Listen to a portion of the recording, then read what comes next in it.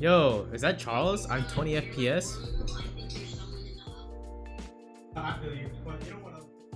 Oh snap! Let's go. Co-op challenges equals. Yo, when co-op challenges happen on Opera Omnia, then you get sick rewards. I love Opera Omnia when they give out sick rewards, especially for co-op missions. It's fire. 3,000 gems, 10 armor tokens, 20 draw tickets, and a power stone. That is awesome.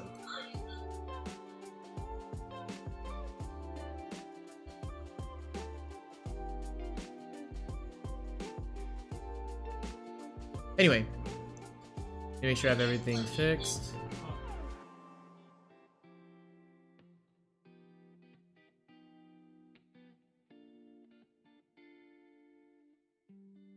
Alright, good morning, good afternoon, good evening to everyone who's tuned in. Just a couple of things. I do have class today and it's already pretty much close to 1 p.m. so we have about 3 hours to go.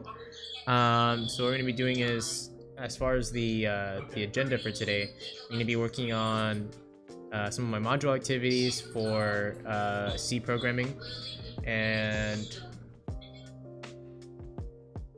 we're going to work on a couple activities for C programming, and then I'm going to try and work on one of my projects. Now, the project is going to be kind of weird just because I don't know what to do. I might have to go on Discord and ask a couple of questions from people, because I have a couple of questions about doing 1 to 6 my 1 to 6 inclusive loop, but we'll get there later. So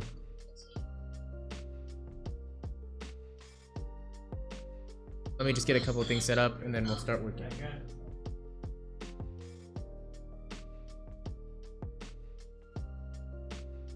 Yo, Charles, if you're in here, how are you doing? Also, Charles, Oh, celebrating the release of Act 2 Chapter 9. They're giving me a 5-star weapon for Cloud of Darkness. They give me a CP-15 already? So that's kind of cool. 200? We're gonna do some filler stuff real quick, and then we'll move on to actual studying. So we should be doing 25-minute sessions. We should still be fine.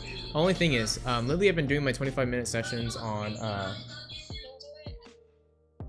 in a Discord channel. Chris, look. What's up? Oh, that's cool. Huh? That's cool. You know it's Dina. I know who Dina is. Anyway, we're gonna work through 25-minute sessions. And then from there, I usually do it inside of a Discord just because that's where all my stuff's posted. But since I won't be working on Discord just so I can show it on stream, I'll have my timer in the top left, and I'll have to in my Discord, or in the Discord I'm in, I'll have to just sit inside the silent study. And then from there, I'll just have to allocate all the time from there. Usually there's a bot that tells me when to get off or when to get, when to continue studying. But since I won't be using that bot, since on stream I have to show a 25-minute timer, I'll just be doing 25 minutes on stream. They're just gonna have to stay on top of that. Do I have enough for? I do have enough for a pull, but here's the question though: do I pull for the new Cloud of Darkness character, or do I pull for this guy? I'm gonna probably pull for the new character. And I have 20 draw tickets, which I might want to save. I don't know how Kefka is going to be, and I don't know how Cloud of Darkness is going to be. I think Cloud of Darkness is going to be pretty good. So I guess I might as well just pull for it while I'm here.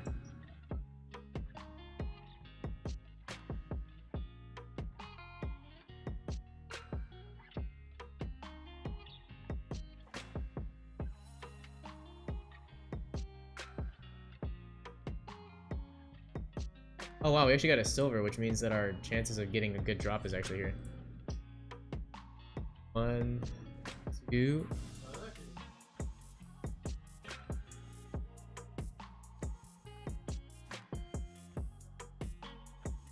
I don't know, I forgot, I miscounted. I didn't get to see where we're at. Oh, snap, do we get 3 5-stars? Ooh, we got Ketsu, maybe a 7-star already? Ooh, maybe another 7-star? Okay, that's a 15. Dang, I got 4 5-stars. I got nobody's 70s. That's kind of irritating. I did get, so I have 2 15s that I can limit break.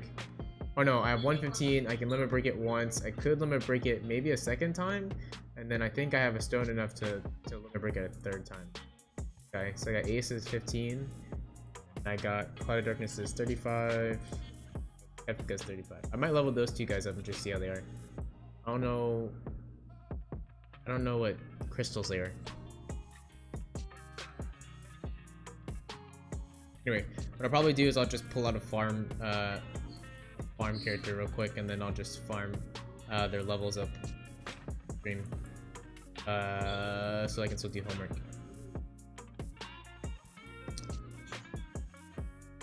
Pull up side books.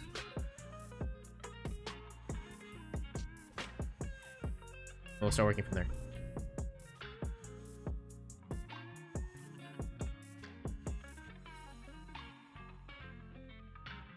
Oh, is Charles on my stream?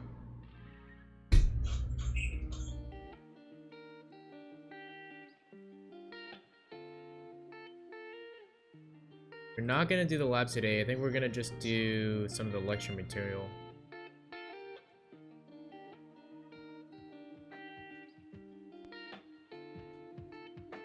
Or hold on, let me see.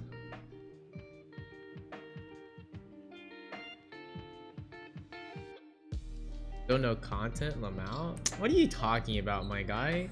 I don't see any content on your channel, Charles. Any. By the way, what does your name stand for? I'm 20 FPS FYL.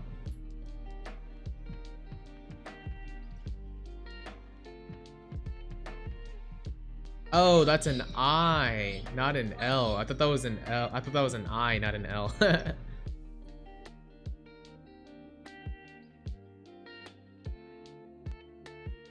Alright, let's see what enhancements I can do real quick. I think Cloud of Darkness is... Ooh, a green tier. No, I don't have any crystals for her, dude. I'm really weak on tier 4 and tier 5 crystals. And purple stars, I'm pretty weak there too. Weak. Well, get her as high as we can, which will only be 53. Hopefully she's still strong even as a 53.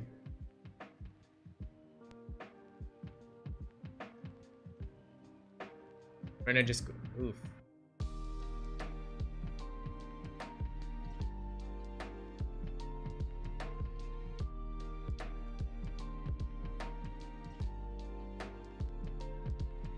I can't believe I moved that. Okay, we're gonna level up Kefka as high as we can, and then we'll probably just have them all level up together. Yeah, I'm running out of purple stones.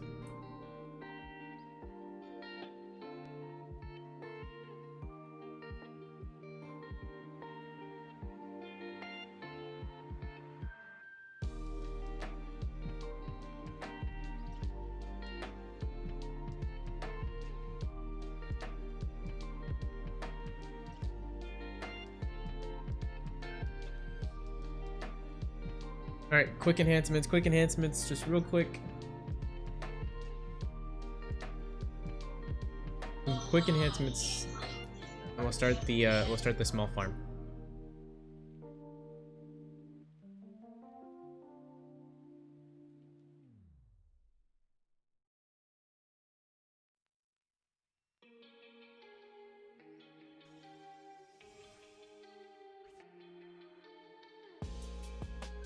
Okay, you get Cloud of Darkness is up.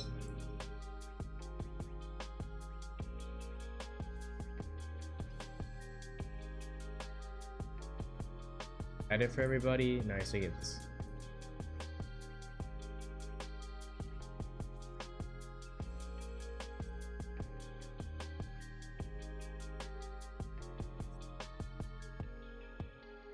What am I missing? That's it.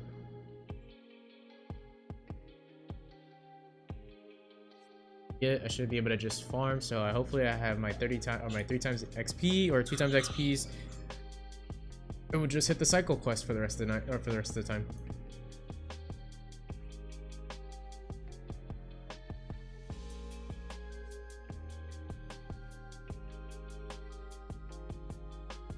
But what I do know is that there's actually some pretty cool events going on. So there's going to be some there's some new co-op missions that are happening, and so with those co-ops, I get new new items that I get from other people doing the raids and whatever, or those co-op events. I won't lie, that's gonna. Is this the. Probably.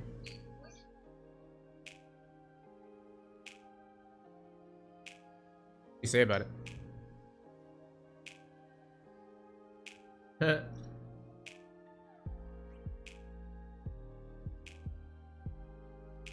Where are we?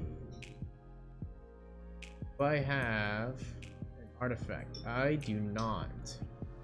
I purchase artifacts. I can only get the twice XP. I have like 15 FPS section. Am I streaming in 60? Yeah, I'm streaming in 60. Should be fine.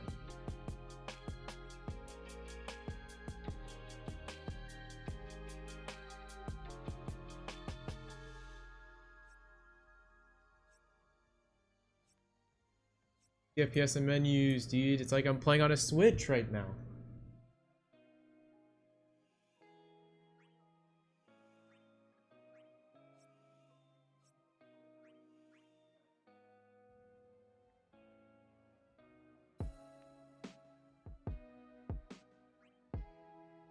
Okay, events. We're gonna go to Pursuit of Crystals. We're gonna go ahead and pop our twice the amount.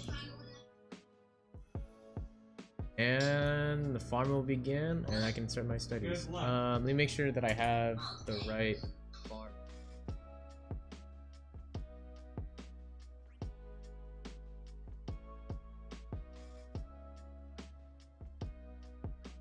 Okay, that should work. Okay, so just to reiterate for the agenda, we're going to be working on my Module 4 tasks or activities. Those will be from my Zybooks. Then we're going to work on a project, which I need to figure out how to do this 1 to 6 inclusive loop.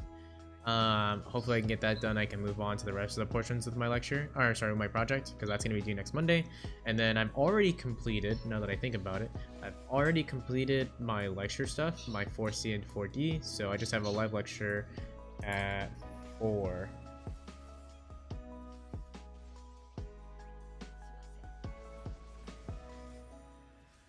I'll be ending stream by 4 p.m. so that I can actually go to my live lecture.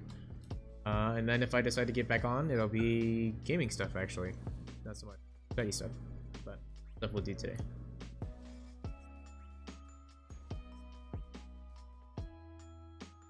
Okay, don't need any sound from this, and farm should be fine without me.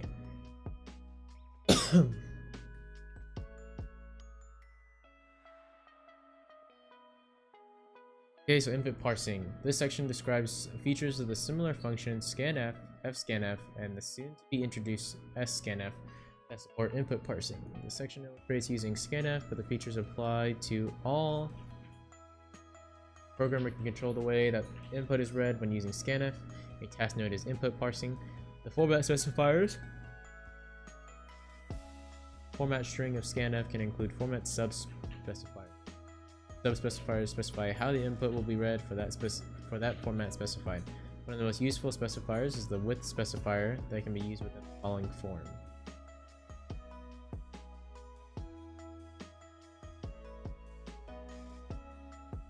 Width specifies the maximum number of characters to read for the current format specifier. For example, the format string %2d will read in up to 2 characters, in this case decimal digits. Of the characters to be corresponding decimal value and storing that value into an integer variable. A single scanf statement can be used to read into multiple variables. The format string can include whitespace characters separating the format specifiers. These whitespace characters will cause the scanf function to read all whitespace characters from the input until a non-whitespace character is reached.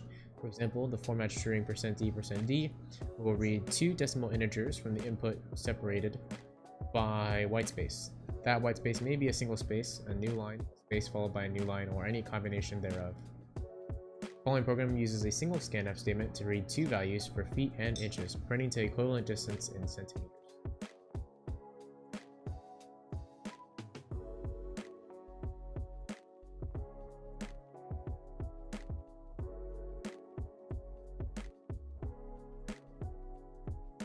Answer the following questions assuming the user input is 1053. What is the value of the variable val3 after the following scanf?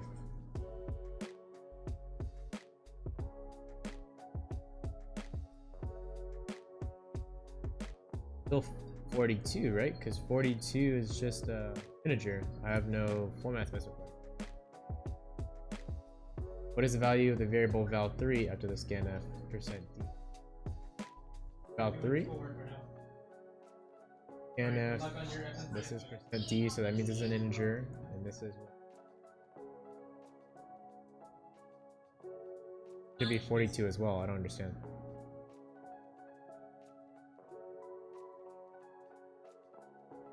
First two characters 10 will read for format specifier 2d. The second two characters 53 read for the format specifier %f. Wait, what? The first two characters 10 will read for format specifier %2d. The second two characters 53 will read for the format specifier %f. The %d will begin at 17.5. 42 100% d readed. Oh, I see. So because of the reading, this is gonna take in this.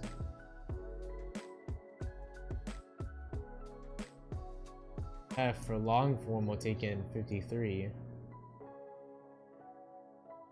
Space will begin here.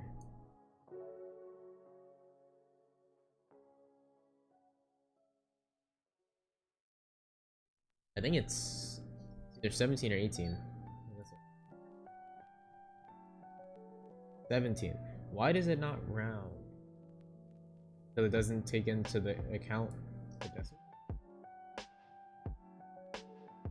10 will be assigned to val1, 53 will be assigned to val2, and 17 will be assigned to val3. Scanf will stop reading the second decimal integer %d when the period is reached.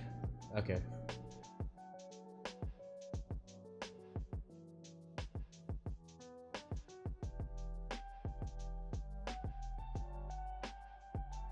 Why do I low-key have to use the bathroom? User input often may include additional characters that are common to the format of the data being entered. For example, when receiving a time from a user, the programmer may prefer to allow users to use a common time format such as 12 p.m. In this example, the semicolon is only used to format the data, separating the hour from the minute value.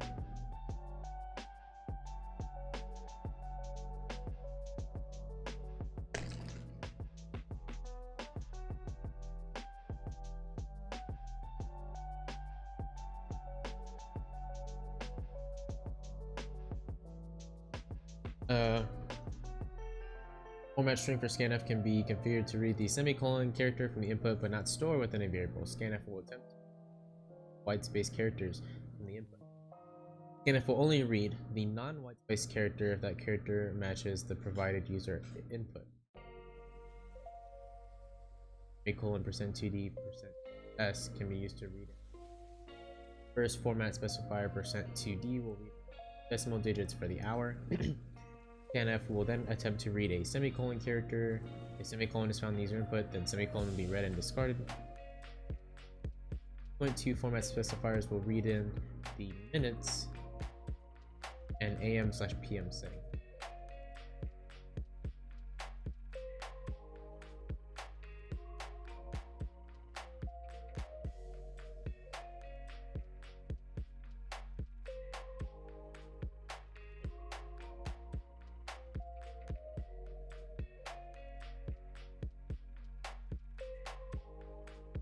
Oh, okay.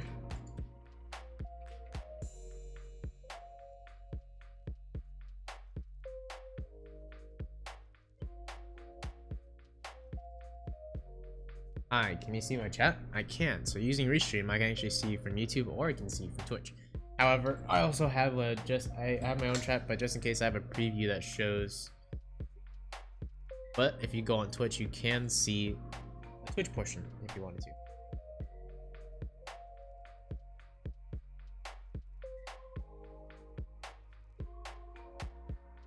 Importantly, as soon as scanf is not able to match the format string, it will stop reading from the input. For example, if the user does not enter the semicolon character, scanf will immediately stop reading from the input.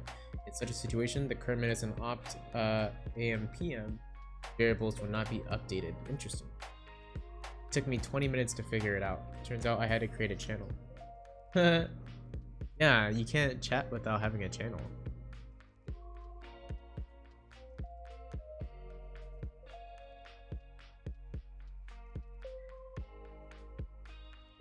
Try running the program with the following user inputs.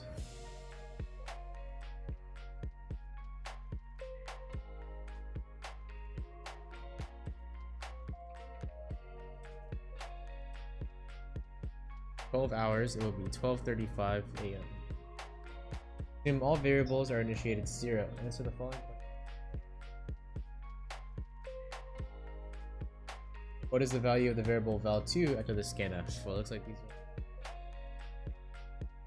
are floats, or a float. So, question is, would this be 20.0?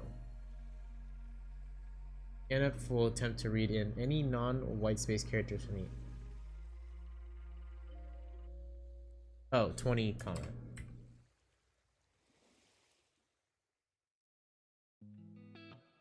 As soon as scanf is not able to match the format string, stop reading from the input. In this example, val1 is equal to 19, but val2 and val3 are not assigned.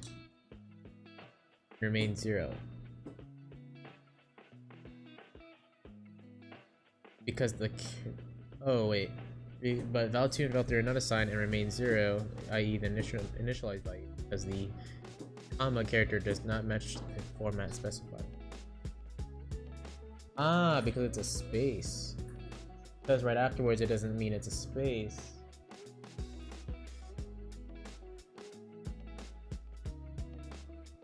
Interesting. So that it doesn't get read. Okay. What is the value of the variable val3 after the scanf? This plus a comma. That gets read. Then a comma and a space. What is the value of the variable val3 after the scanf? So would this be...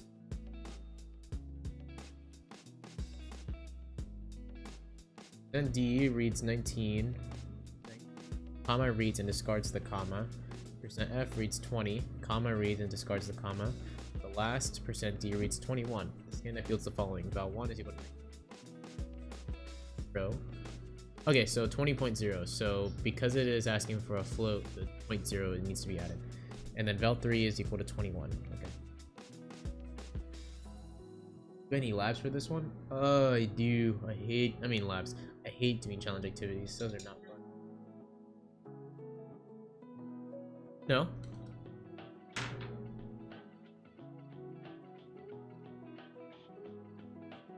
If you need me to, I can sign out if you need to.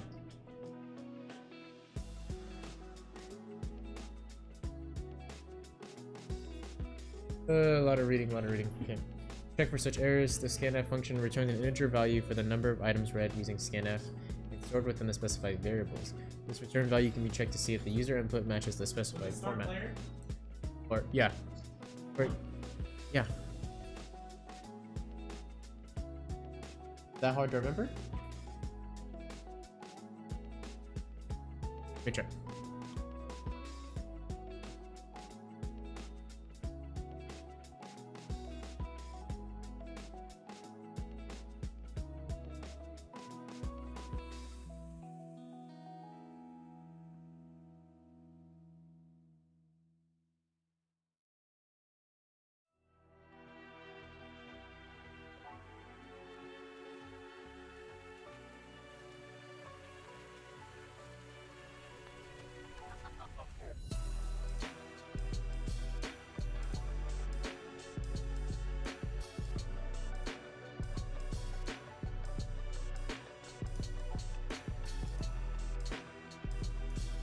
How you doing, GG?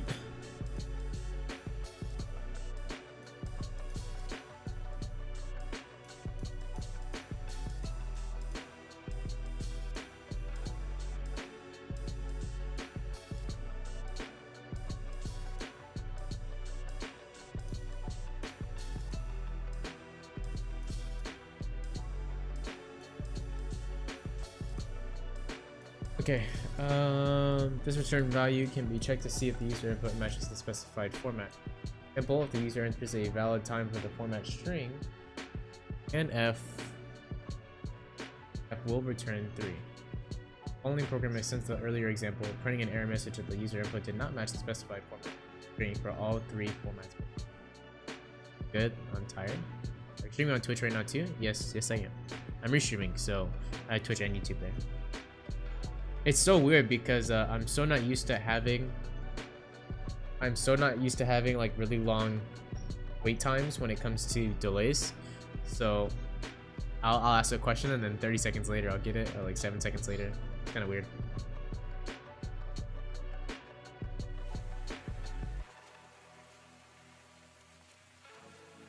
Huh? You need me to sign in? Log out? Yeah, I'm logging into like my laptop and my computer and all.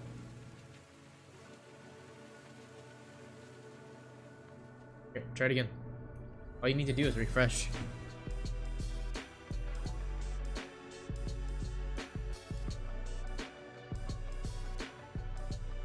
No. Doing pretty good though. A little bit tired, but I had to get some work done before class. What's up?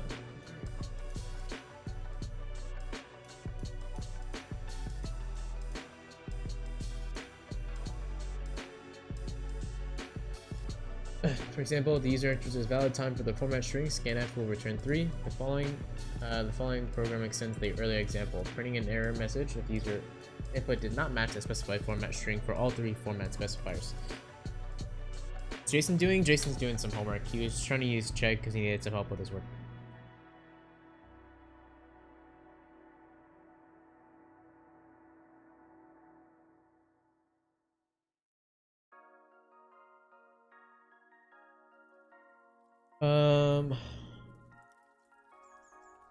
Using the return value for scanf to check for parsing errors.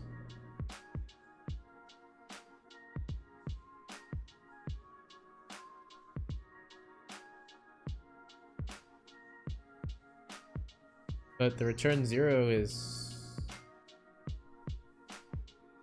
Oh, scanf not equal to 3. If it is, it returns 3.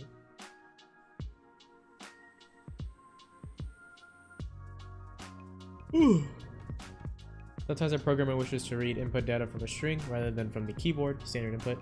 The scanf function is used to read a sequence of characters from a C string, parsing the data stored within that string, and storing the converted value within variables. The first argument to scanf is the string being read. The remaining arguments for scanf work the same way as the variables, as the arguments for scanf. Specifically, the second argument for the scanf function is the format string that specifies the type of value to be read using a format specifier. The argument following the format string is the location to store the values that are read. Unlike the scanf function that continues reading to the user input, where the previous scanf stopped, scanf always starts at the beginning of the specified string. In addition, the contents of the string being read are not modified by scanf. The following program illustrates.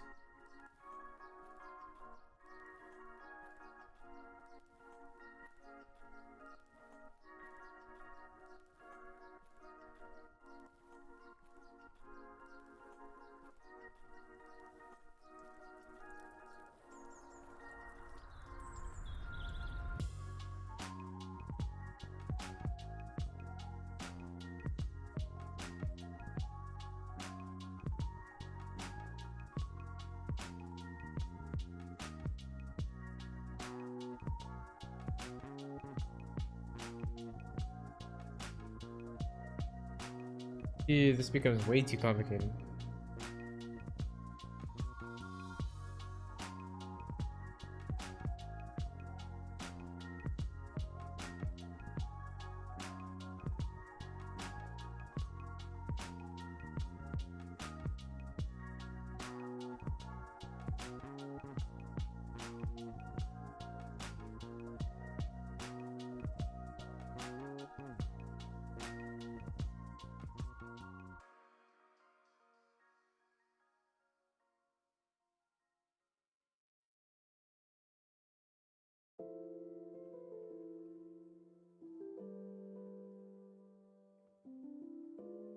Wow, that's crazy.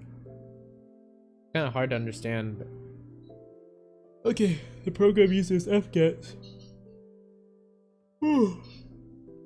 Create an input line into a string. Recall that C string are implemented using character arrays, as the size of the character array or string must be known before calling fgets. If the user enters a line of text that is longer than the length of that string, care must be taken to ensure the user input is not written to an out-of-bounds index. The second argument to the fgets function is an integer value specifying the maximum number of characters to write to the specified string.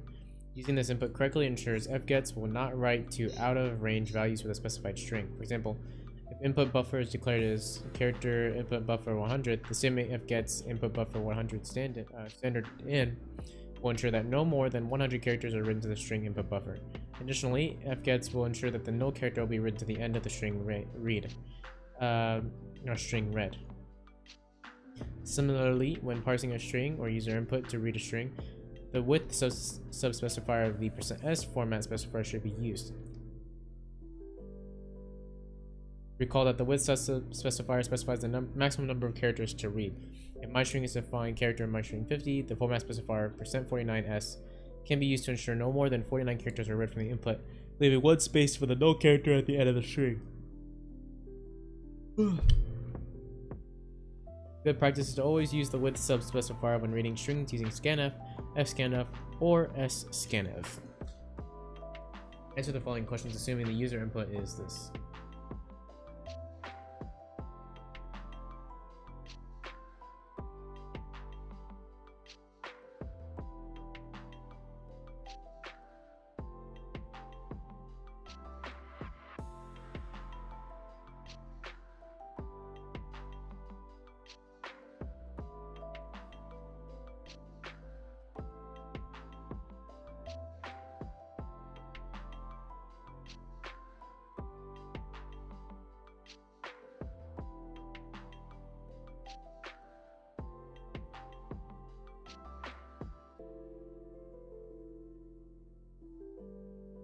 Include quotes in your answer.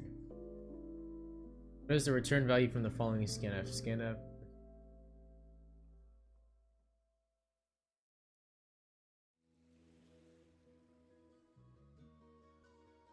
Following return value.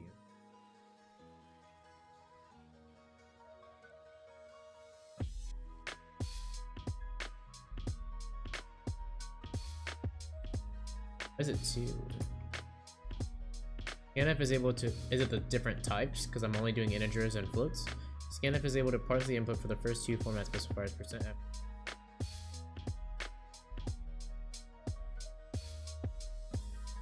Attempt to parse the user input using the next format specifier %d will fail because the user input contains a period, which is not a digit.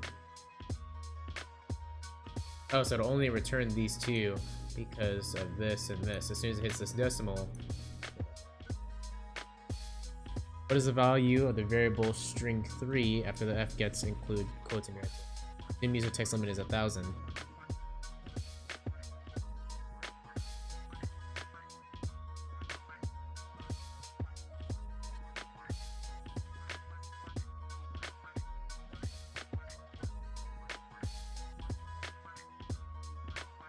I'm in the right room, right, Giselle? I think you are. What do you mean?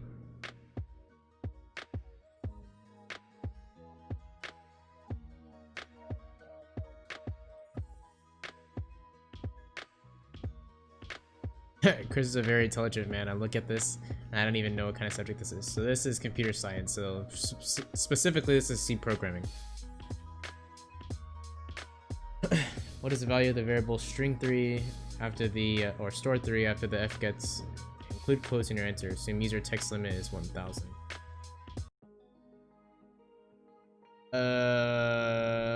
If this is 1000, looking for store 3. Does that mean that I have to stop? If I write this entire line and then it stops here with this null? Test it. I can't remember if it stops after the white line though.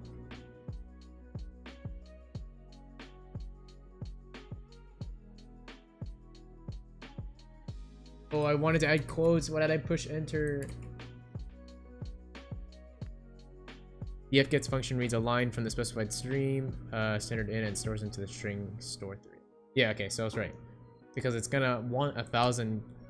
The limit is 1,000 characters, and so the whole string is just each individual character.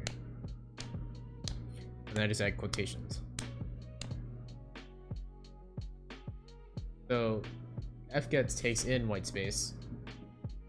Scanf stops at certain characters, I think is what it does.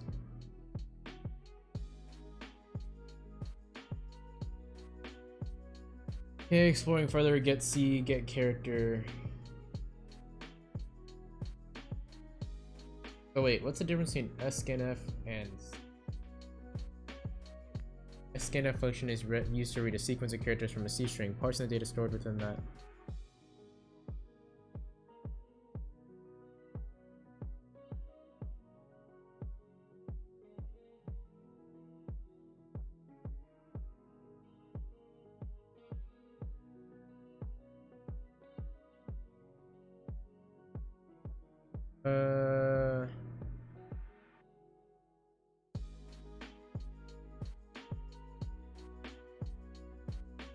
That's a fire setup. Also using Jason's mouse right now.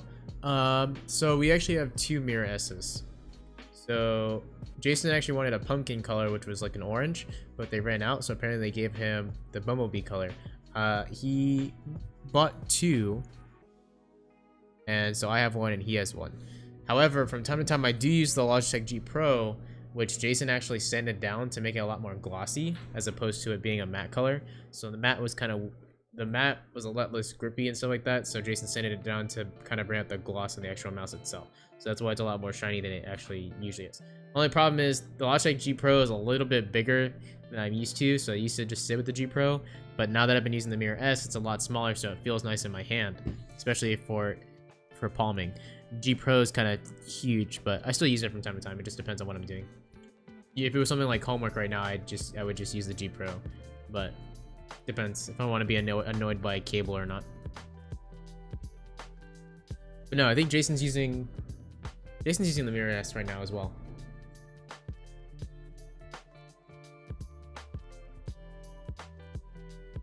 Jump to level 1, includes standard in out, string, int main, void, character, object info. This is what we're entering. Have another string called object, and it's going to hold 50 characters. Integer game quality, integer name price. We're scanning in object info or into. We're taking this. Want to output string, an integer, and an integer, and we have two spaces here. It looks like we're taking in object and quantity and price. We're taking object, quantity, and price. Printf %s x %d.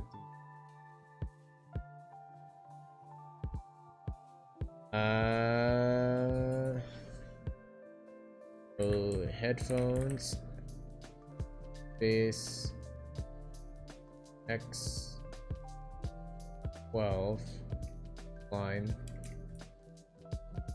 This is there's no new line.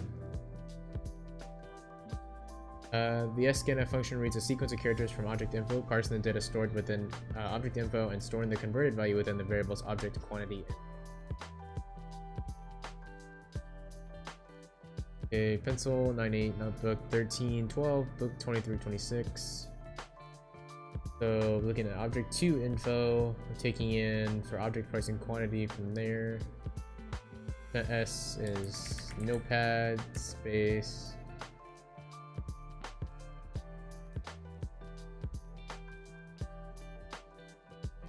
Oh wait, that's what we're taking. We gotta print out a statement. So notepad times 13, new line, price, no new line afterwards.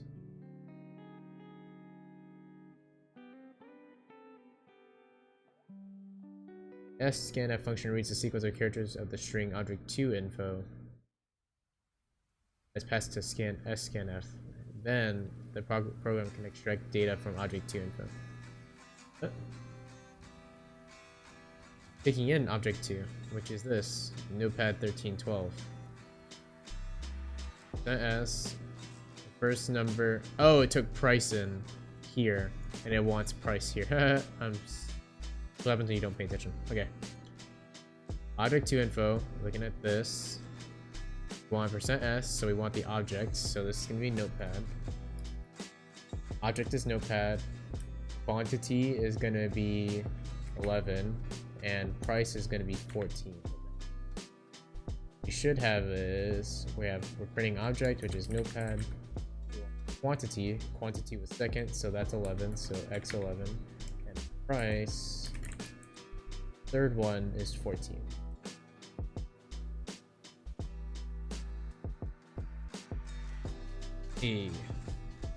I thought he was about to mod his wireless Viper Ultimate. Besides the G Pro is convenient about the without the annoying cable. Yeah, so he did mod the wireless, not the Viper Ultimate.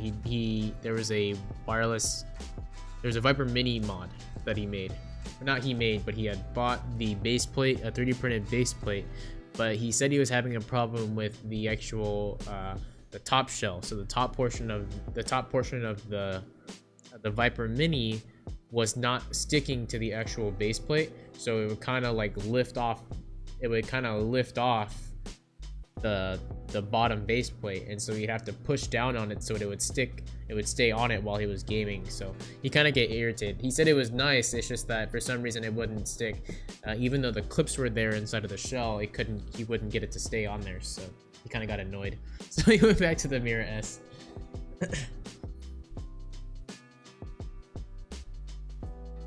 Okay, write a single statement that reads an entire line from standard in, assign street address with the user input. Example, if a user enters 1313 Mockingbird Lane, program outputs, you enter 1313 Mockingbird Lane.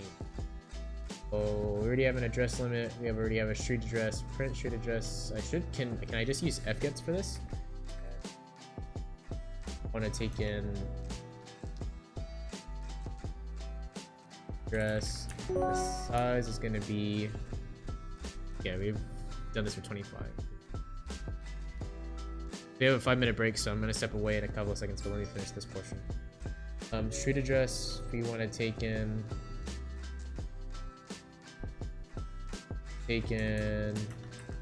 address. We want to take in, oh, standard.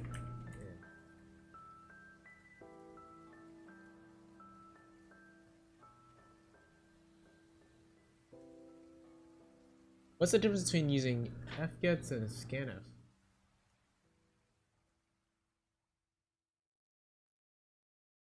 Can I use fgets in this situation?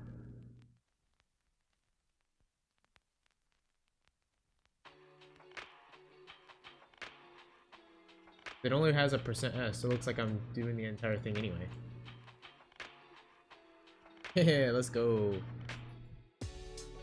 Okay, complete scanf to read 2 comma separated integers from standard in, and user int 1 and user int 2 with the user input. Example, enter 2 integers separated by a comma through 5 program outputs. Lol, my man was so happy about the modding when he told me, but now you say he's irritated and end up switching back to the one he currently uses. Well, I mean, yeah, Jason. So Giselle's asking you about your...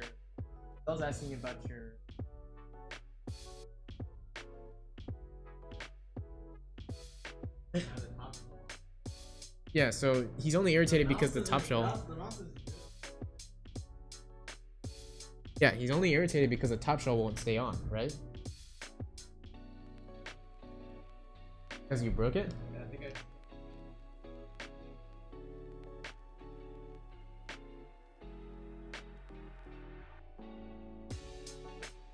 Well, let me see if I can switch.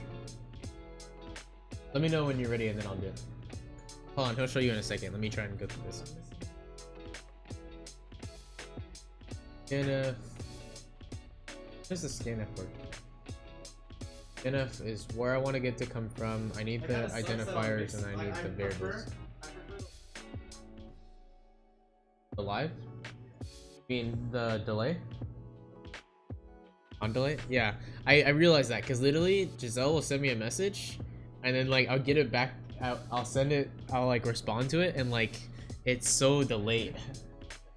Oh, let me switch it. Yeah. Alright, so Viper Mini shell, right? Here. I don't have my. I don't know. Okay, so this is the Mini, actually.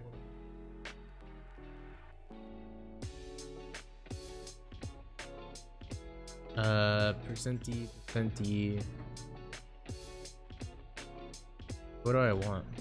Oh, user into one. So this is the, not the ultimate, but this is the wired version of the ultimate. This is the Mini, and I modded it by making it glossy, and I'm gonna spray paint it today. Wired, so this is significantly smaller. And then I bought a base plate, 3D printed base.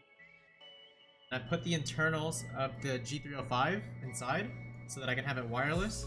And so rather than having a cable, like snap it on, then it would be the Viper Mini wireless. Okay? So it's a good mouse, but the problem is I think I broke one of the tabs, and so I can't get it to stay. So what I'm doing is I'm buying Chris the wireless mini shell that somebody created.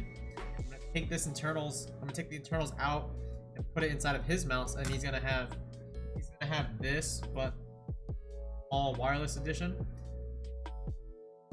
I'm gonna figure out what to do with this. I may have to end up buying a top shell later on. I'll see if somebody's selling a top shell for this, and then I gotta mod it and do it again. So otherwise, I'm getting the Death Adder Mini. That's not available in the US. It's available only in China. But somebody in California has it, and he's already sending it to me. So I'll try that one out. But today I'm gonna paint this a gloss white because I already made it glossy. It's not supposed to be glossy. This mouse is matte. That's how this one was. But I took a whole bunch of got a whole bunch of 3000 grit sandpaper and just kept sanding it down until I was able to get it in a glossy form. By the way, Panda, I know we're on Twitch, but I'm so pissed off because there's a huge, like, I know Twitch has a delay, but holy hell is it so hard to talk to people. I actually miss being able to talk to people like almost instantly. Oh, I like your oh, this? the text and everything. Yeah, well, that's because it's coming from Restream. If I was streaming directly on Twitch, I would not have this. Oh, but I like that. I like the chat. No, I do too, but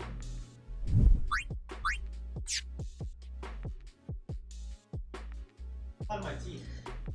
I'm depressed, dude. And then if Facebook buys out FTL, I'm not gonna go. No matter what somebody says, if they... So, okay, I have a question for you.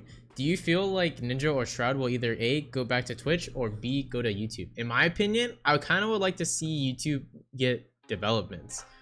I don't think Twitch needs Ninja or Mixer. I mean Ninja or Mixer. Ninja or Shroud, in my opinion. If they go to YouTube, I think that'd be cool to have some like actual developments to platform. Because I don't even watch Twitch that often unless I'm like about to go to sleep. But half the time, I'm just gonna watch YouTube the entire time.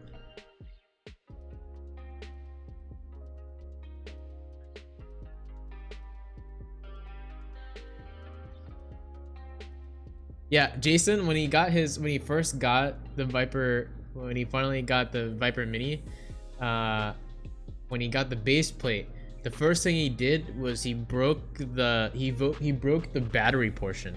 So I think the guy who originally made the battery component, he somehow like had a smaller I don't know, he had a smaller battery or something. So when he tried, so even though Jason was putting in the same size as a AAA battery, it was too big or too long, and he broke one of the portions of the compartment. So he had to use tape in order to fix it. Let's see, enter 2 integers here. I know that I'm gonna be pulling from, wait, what percent? 20 separated by a comma. Enter 2 integers separated by a comma. This?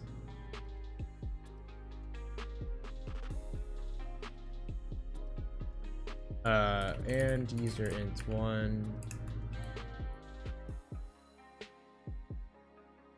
%d plus %d, and then this gets added here. So, bro, what was the point in teaching me all the other stuff above if all the normal stuff that I do for user input is the same? And then I already saw this comment come in, but Twitch doesn't need them, but I think they would rather go to Twitch. Except for Ninja, because he had porn played on his last one, so I don't know if he would actually go, in my opinion. Holy moly, to the delay. Well, I 100% bet Shroud going to go to Twitch. Apple won't love his gameplay. Ninja probably try to get a deal with YouTube after the whole porn incident on the man Twitch. Yeah, I know. I thought about that too. After they played porn, I don't think they're gonna allow. I don't know if he would actually go back. As far as Shroud is concerned, it's just like, he's used to it. I would see him coming back. But for Ninja, I feel like he would just go to YouTube, especially since he already posts all of his stuff there. So, not that big of a deal. Oh snap, I maxed out Kefka and Cloud of Darkness. That was fast. Usually it takes me a while to max these characters out. Well, I still have to hit 70 on those guys because I have to get them their crystals. Maybe I'll do the co-op missions and raid missions. Okay, so I finished let's see, 11.3. Dude, Panda, once I'm done with this school semester, I'll be so happy to play for like 2 weeks. But I'm waiting for the Destiny 2 DLC because I really want to play during the DLC. But I think that happens when school hits. I think, what is it, the New Light DLC?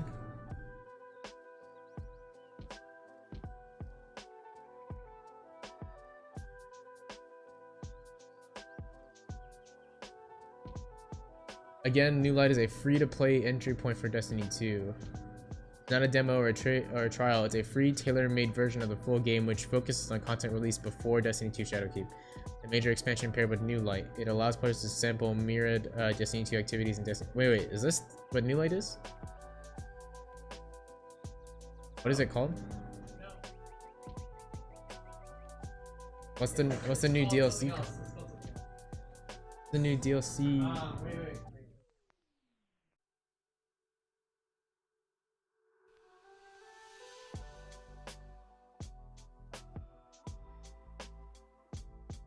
It's coming out September 22nd. I'm gonna be in school. How am I supposed to play? How am I supposed to play for 24 hours? Actually, not really. But how am I supposed to play for 18 hours trying to get gear while I'm in school? Actually, let me go ahead and use the 5 minutes while I can, since I'm gonna just be looking at stuff like this.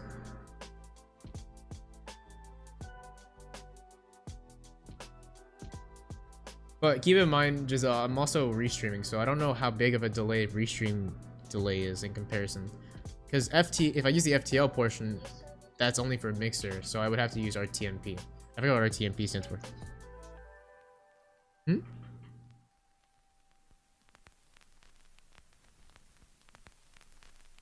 No, so basically, okay, so what Gigi's saying is I start on the 24th.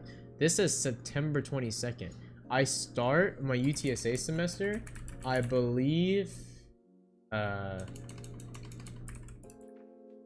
August something. The next update is so hyped. I'm just sad they are getting rid of some content. Getting rid of content? Nah, what are you talking about? Oh, speaking of which, I need to find out if my school is even having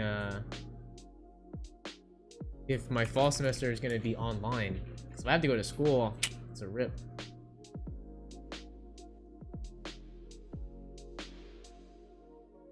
Wait, when does class start?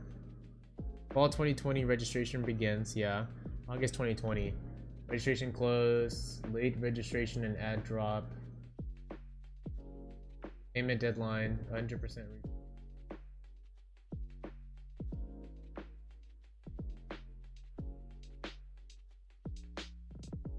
First day of fall 2020 2020, August 24th. And I'm pretty sure my classes for computer science ends around the 14th. Somewhere around there. Yeah, to save on the size of the game so it doesn't turn into Modern Warfare taking up my whole ass SSD. My SSD is already full, I'm pretty sure, or just about. I have to start putting things on my hard drive, to be honest. I need to buy myself another SSD. Destiny 2, what are you gonna do? But I can't stream Destiny 2. Game's too hard. Or as far as I'm concerned, I'm pretty sure you can't stream Destiny 2 without a capture card anyway, so it's not like I could stream Destiny 2. So it doesn't really matter.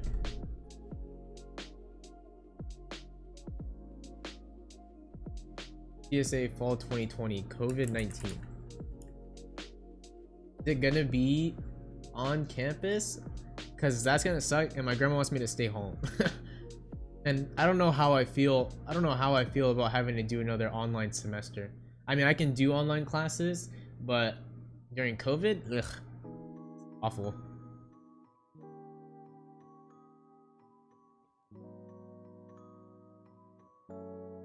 It's just a frequently asked. Oh, they said for me to come back around like the 30th to answer this question.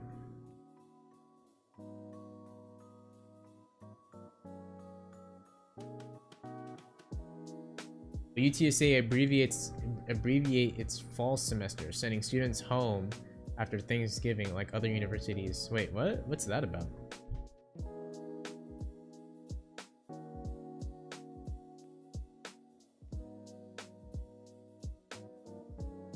Will UTSA abbreviate its fall semester, sending students home after Thanksgiving, like other universities have decided? Does that mean it's not going to be a 16-week semester? It's going to be like an 8-week semester instead?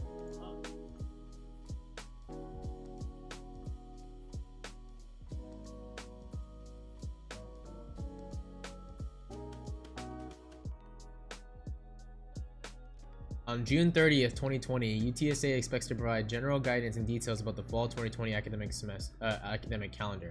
So that's gonna be next Tuesday. That's gonna suck.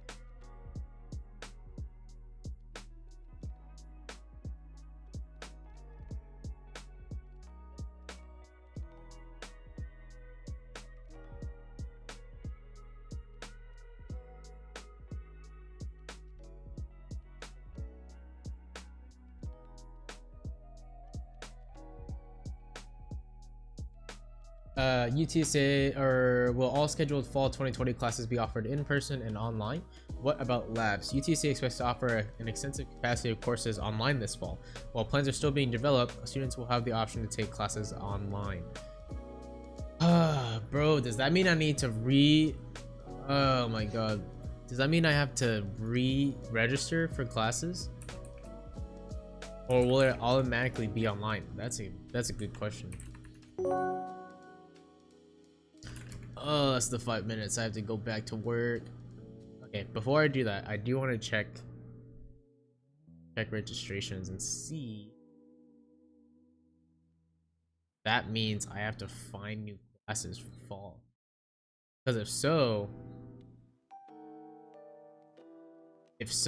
that's gonna suck.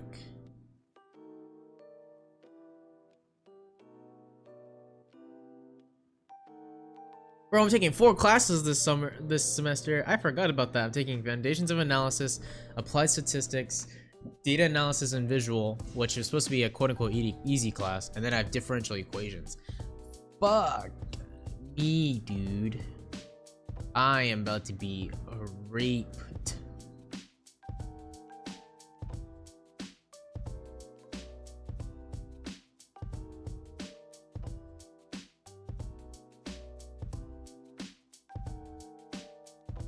Uh, 3013 is the class that I think I'm looking for. Yeah, there's no... Oh wait, math. Math 3013. There's only 3 courses in 3013. And it looks like... Who's this guy?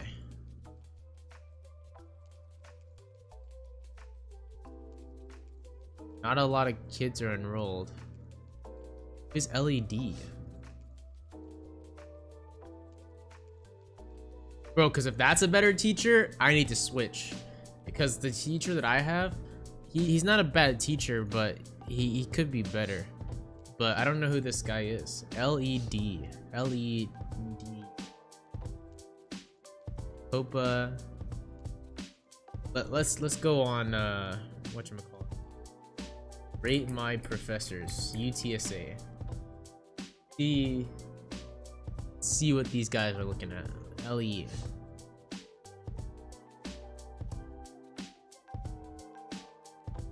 Let me check if I've maxed out characters yet. Looking for a specific teacher. Last name has an LE in it.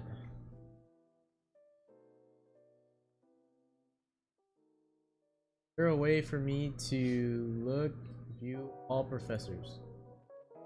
Enter your department. Looking for a guy with LE in it? LE in a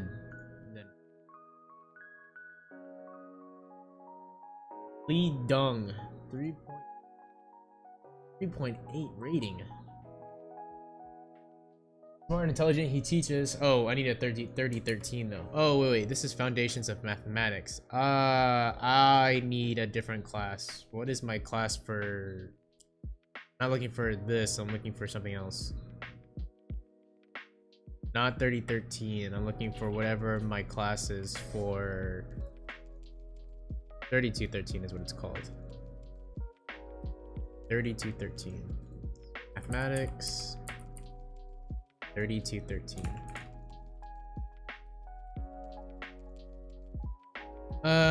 Bro, why is Dr. Chen the only one teaching? There's actually one more teacher, but we don't know who it is. But man.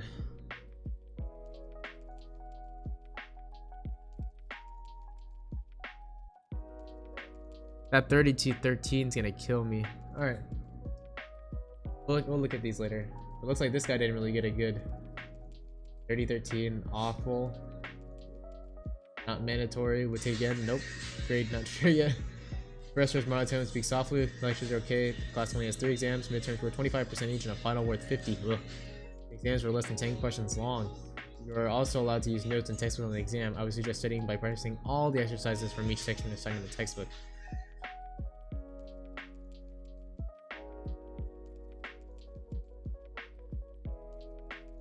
If you're considering taking Foundations of Mathematics for a technical elective, just don't. The class is the biggest scam. The name makes it sound easy and it's not. Not to mention his course is based solely on test grades. He puts absolutely nothing on Blackboard and the homework has little to nothing to do with the exams. Jeez, bro. Somebody called my class a scam, which I do think it is, to be honest. Kind of hard.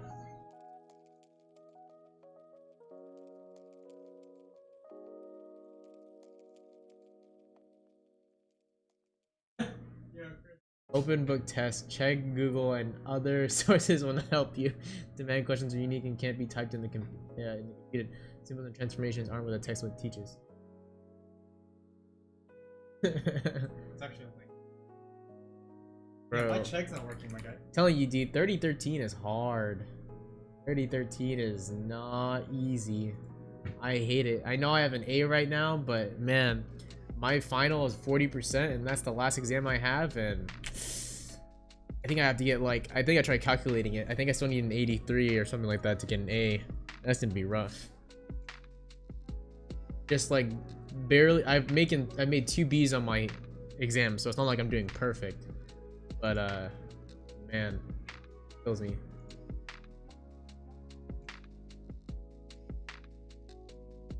I need some information on what this 32-13 class is. I need somebody who teaches. I don't know who teaches 30-13, but my professor currently for 32. Oh wait, my BlueStacks crashed. Okay, so for 32-13. Yeah. So for 30-13, I need to find out who teaches it well, how hard it is. My grandma's like, I made an A in the class, but it's like, yeah, but you made an A in the class. That doesn't mean I'm gonna make an A in the class.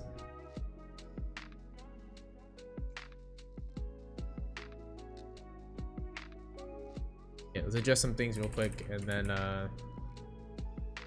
ahead and start on the next ones. Alright, I think I'm gonna do just a little bit more farming. However, I've already completed getting them to 60 or 50 or whatever, their first tier max. So I think what I'll just do is I'll just do co-op missions.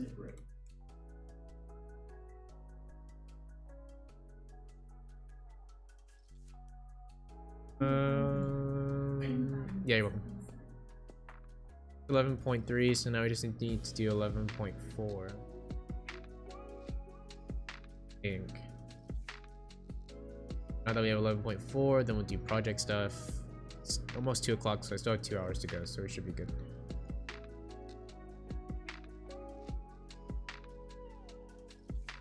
I kind of want to do the lab, but I think I'd just better off just doing the computer science stuff, or my project.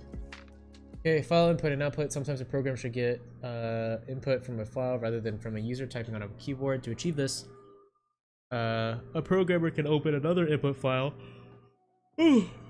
rather than the predefined input file standard in that comes from the standard input keyboard. The new input file can then be used with fscanf, just like using scanf with a standard file, or sorry, standard in file. As the following program illustrates, assume a text file exists named myfile.txt, and the contents shown created, for example, using Notepad on a Windows computer or using TextEdit on a Mac computer. So I have to use the include. Oh wait, this is stuff that I'm learning right now. Oh, I should be able to do this easily. Can I do this without actually looking at this? Write a statement to open the file1.txt for input, assigning the return from fopen to a file variable named input file.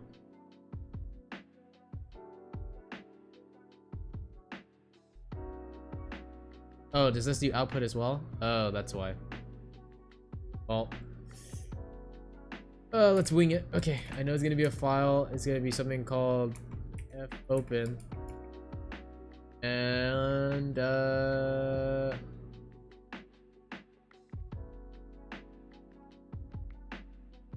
wait, did they give me assign the return from fopen to a file named input file? File.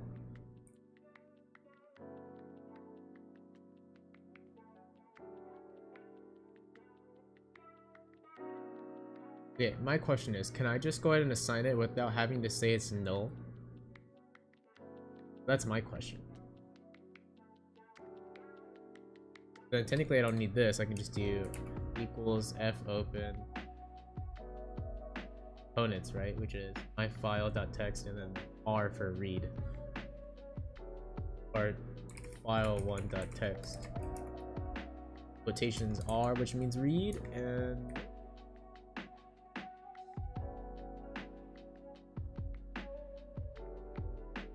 the following statement would open a file named testvalues.txt for input file. Oh. I don't need this.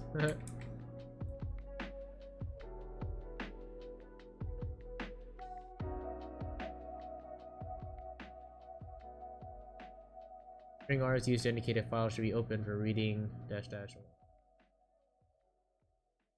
What is the value of the file input file after the following call to fopen? Input file equals fopen file2.txt r. Is the value?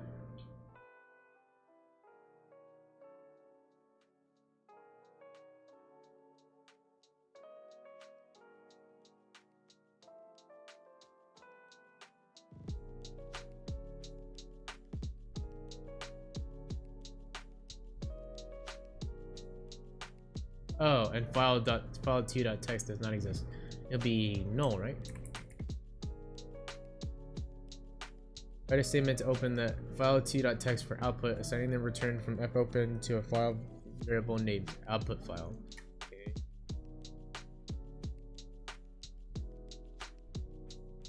Output file is equal to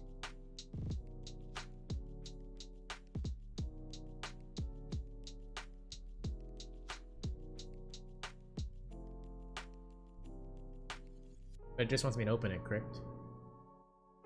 Oh, for writing. So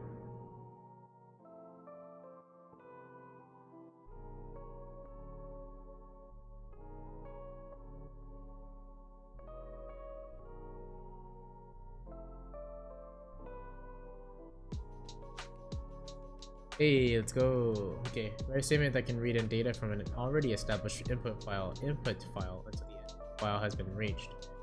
While input file is not equal to end of file EOF. But is EOF in quotations? I don't remember. Or is it null? I remember reading something where they said for me to use EOF, but I don't remember what that means. I mean, it means end of file, but I don't remember how to write it.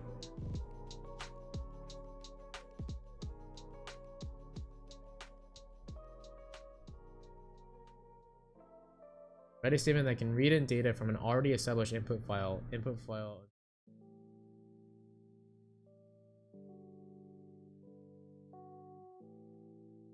File. That's not how you're supposed to write it, or at least that's not how my class teaches it. An FEOF function return option reach the end of the file.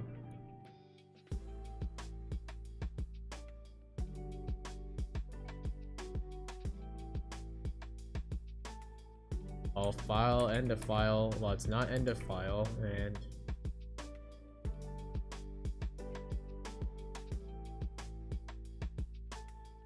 all right, we finished our 2 sections.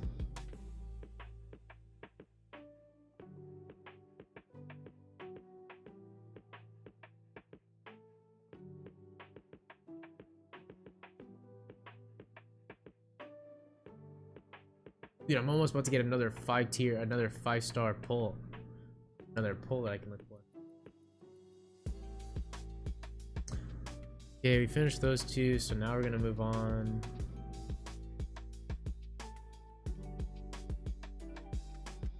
That we finished this, so now we're gonna work on the inclusive loop. I'm gonna use the restroom real quick, so I'm gonna just put it on pause, and then we'll move on to the other stuff. So I'll just be.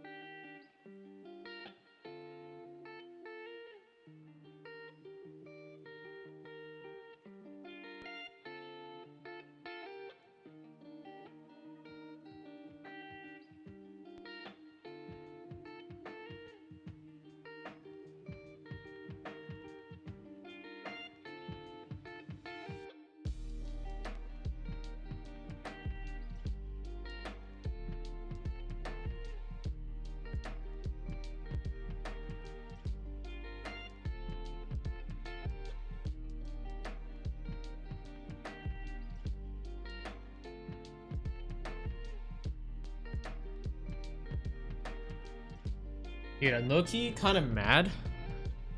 And I ran out of my drink already.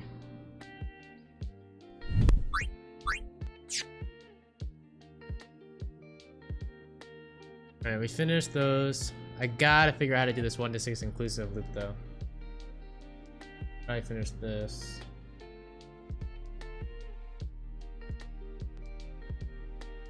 What are we gonna do now?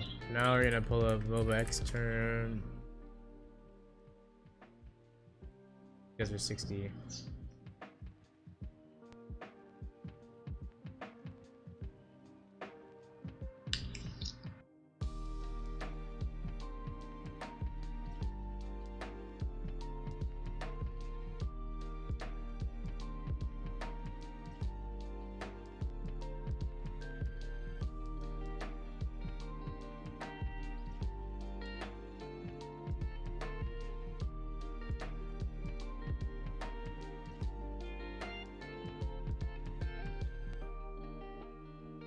Next term, I get to open up program, and I'm probably gonna have to do research on how to do some of this.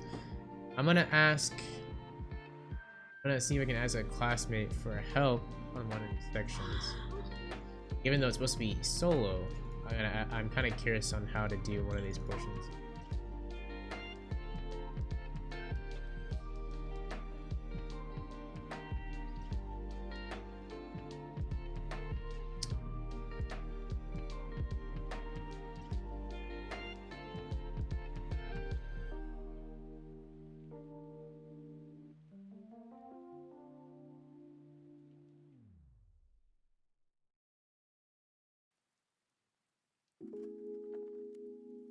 Already changed that here.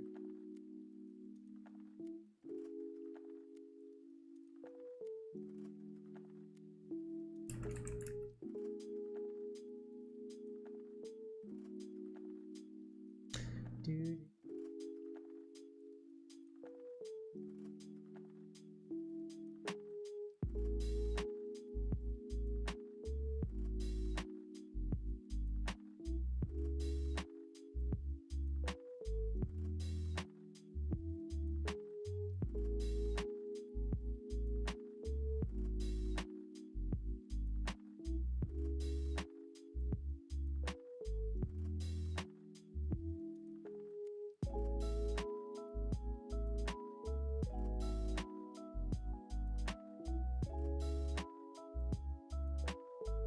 Hey, can you help me?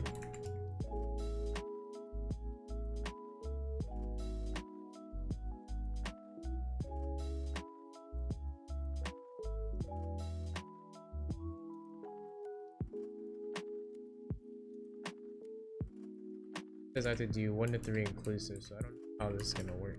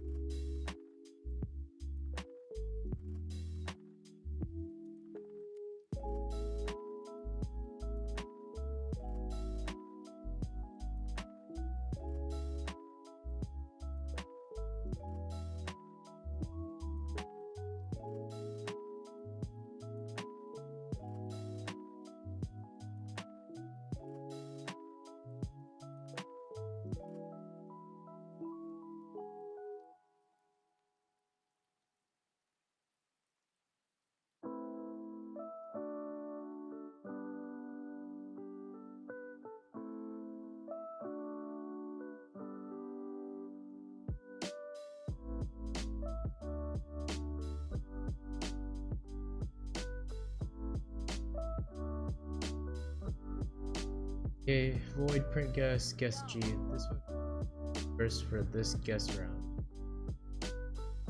Hold 2 die value and possible points for that round. It might look like this.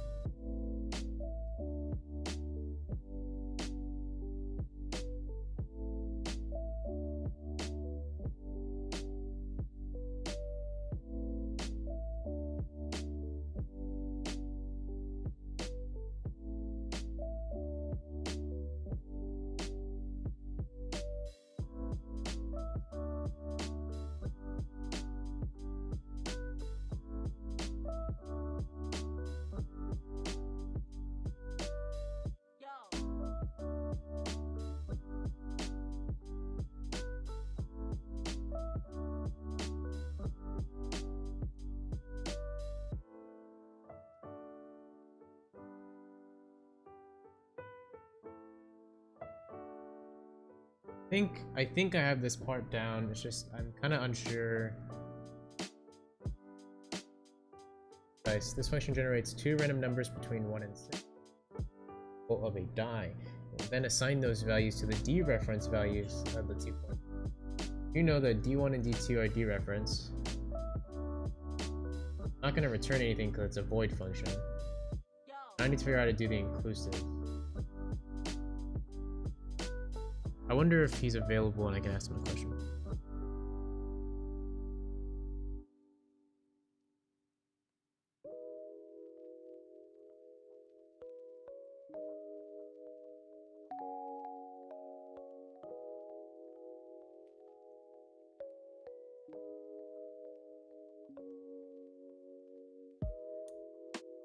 See if I can screenshot.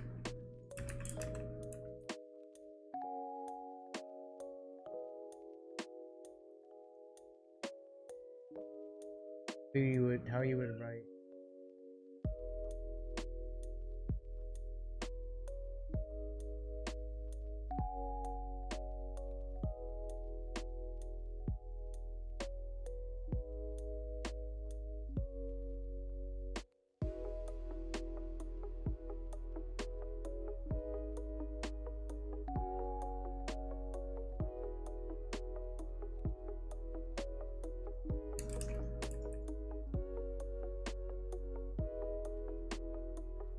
Function generates two random numbers between 1 and 6. Then assign those reference values of the 2 pointers. I wonder if I should DM him instead. That might be easier.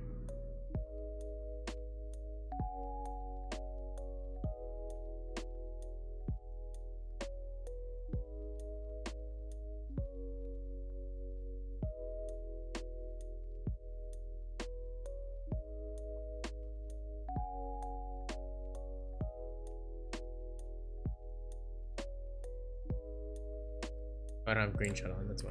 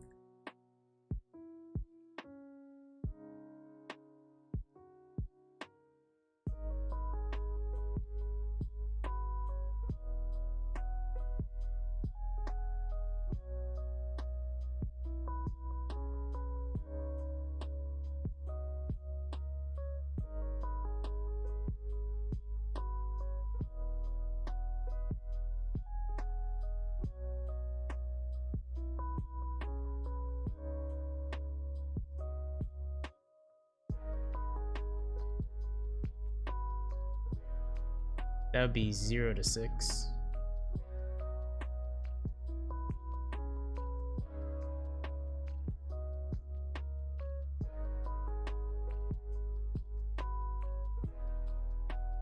That would be, he says it to be.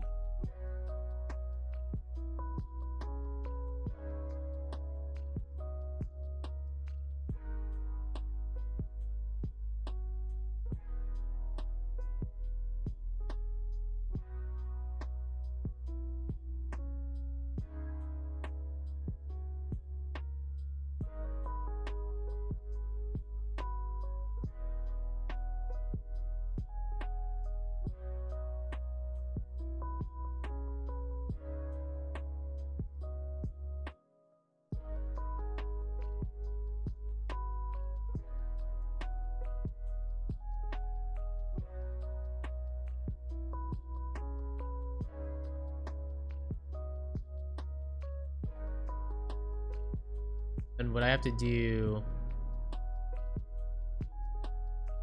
1 equals random %7 is 0 to 6. Random plus 1. Or be %8.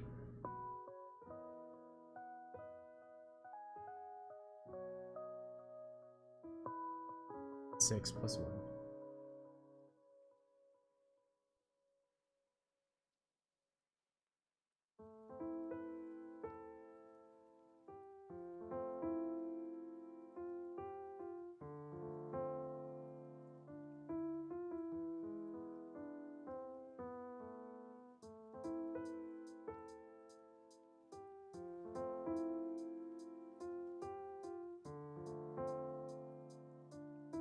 See, the only problem is I want to be able to test this. Like when I was doing Java, I would be able to test this fairly easily. I can just kind of just do portions of it.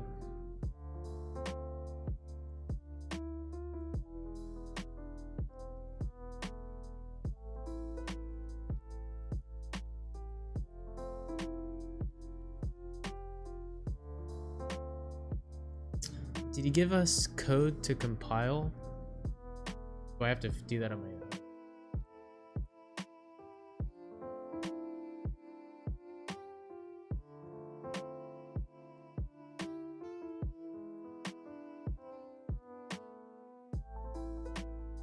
I don't think I have anything to compile yet. I have this first portion.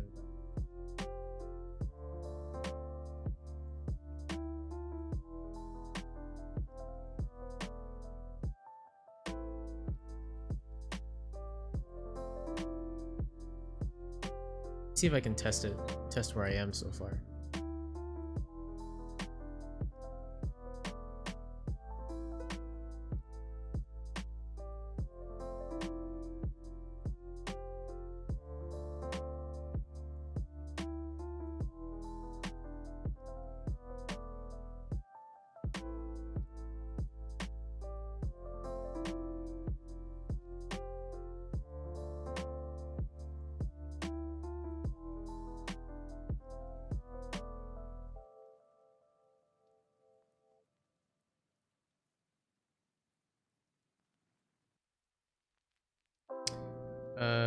GCC.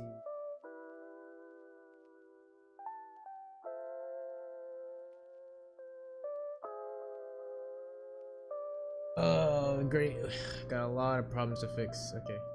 This game, extra tokens at the end of include directive by default.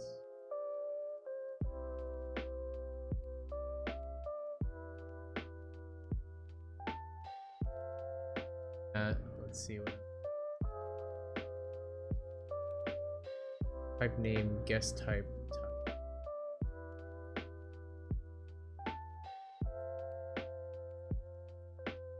Where is this coming from? .c dicegame.h.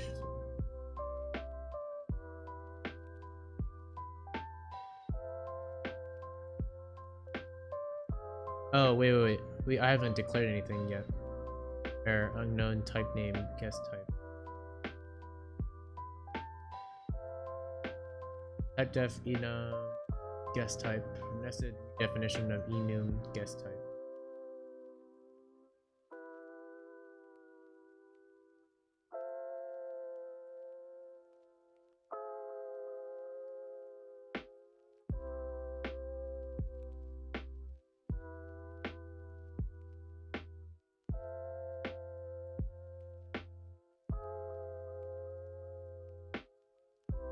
I wonder if this was not needed. Check to make sure that this wasn't needed.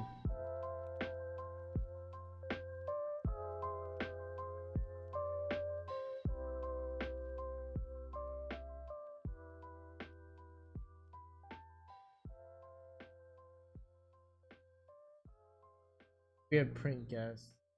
Figure out how we're gonna get points possible. That's gonna get dice. I think we 0 to 6 plus 1. Hopefully that this is 1 to 6.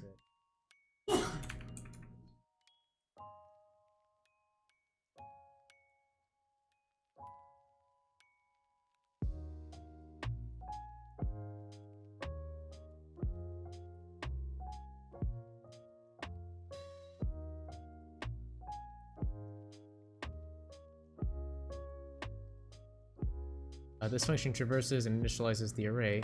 For each struct object in the array, follow these rules for initialization.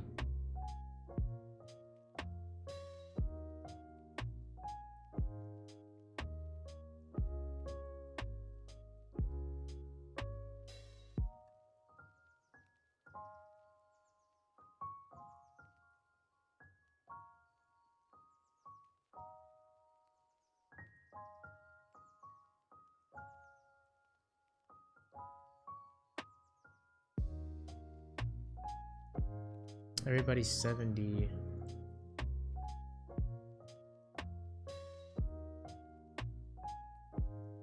What else I can put here while I wait?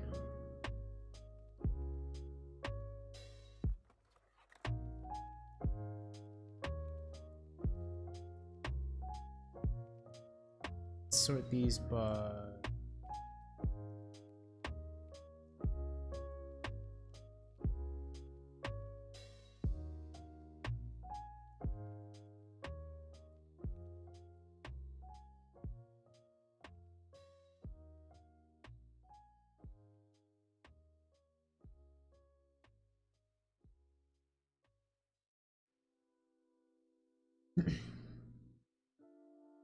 versus and initializes the array. Okay, follow these rules for initialization.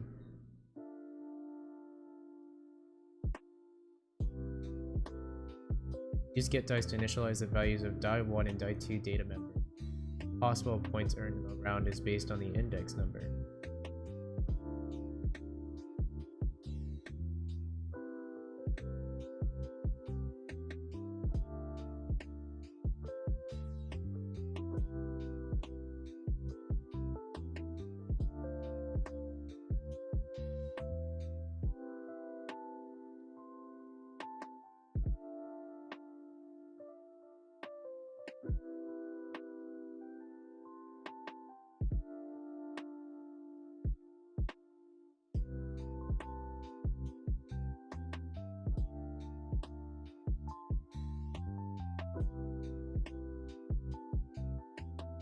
So now what I kind of want to do is I want to test before I go into these.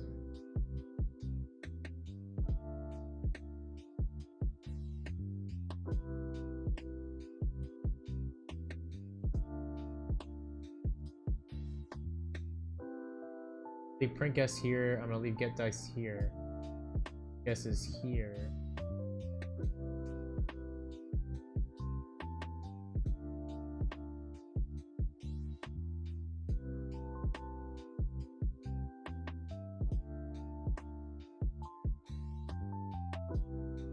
See if he has an extra video that I can watch back.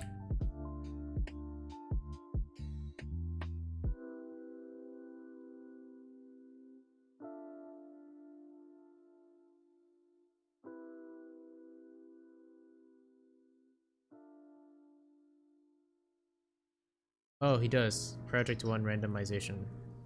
He does have a notification about that. Let's see. It is not required to make the game random. If you choose to, you can do the following. Include time.h in your main. At the beginning of your main, enter the statement sran times 0, which will seed the random number generator. You might want to only do this after you get most of your game working, otherwise it makes it difficult to debug. I did have a question about that.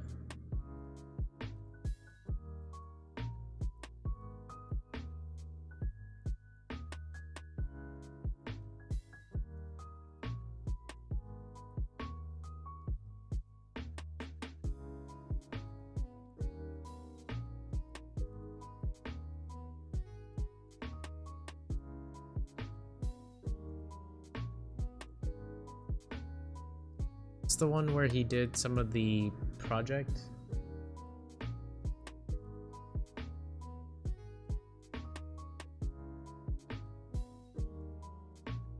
Yes. Now this one is interesting. Ooh, that's Well, we need to dynamically allocate memory for this array, right? Because that you the instructions. But what do we need to do before we can even do it? If it is successful, then call fill guesses. Now it does, and we call it a guess.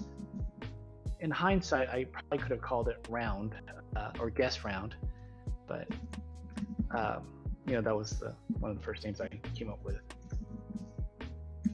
And so we're just putting this in, and what the struct represents is that it represents a round of guessing.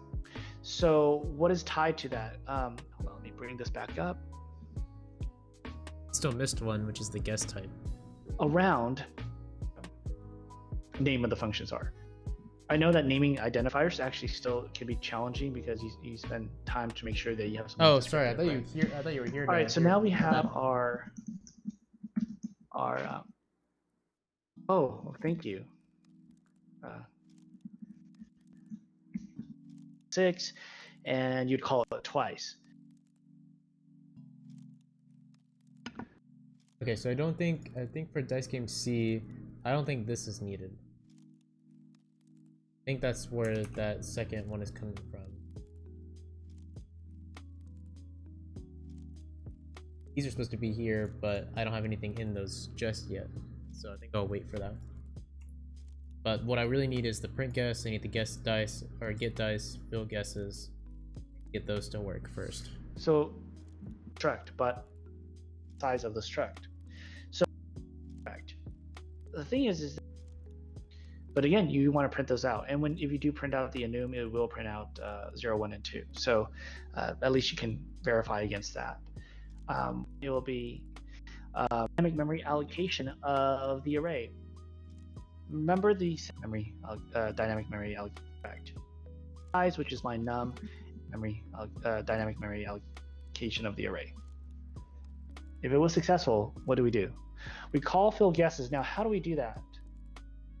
Guesses, and then because we wrote that. Well, actually, we haven't written that function yet. It is the. Let's take a look. Actually, it's written in our project guidelines. It's going to be fill guesses. It is a void function, so we don't have to store the return anywhere. And then let's see, it's the array, and then the size, which is my num, and then there it is. Now, how do you know if it's correct? The thing is that we don't have a function to print out all of them. You can actually write one and add one on there, and that's perfectly fine. That looks similar to the one that we had where it was print characters, and just call it just in case. Because if you're testing this, if you are testing this, then you might want to print it out and just make sure after the fill guesses that you indeed did initialize the values correctly. Because what's going on here?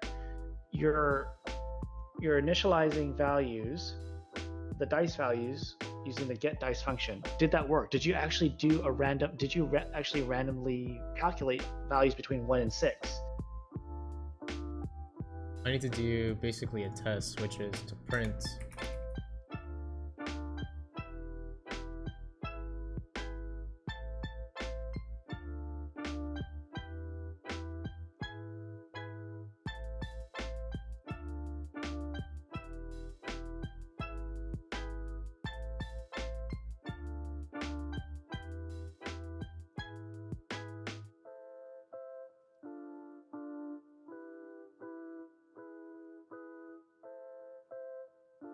so get dice for each si dot die 1.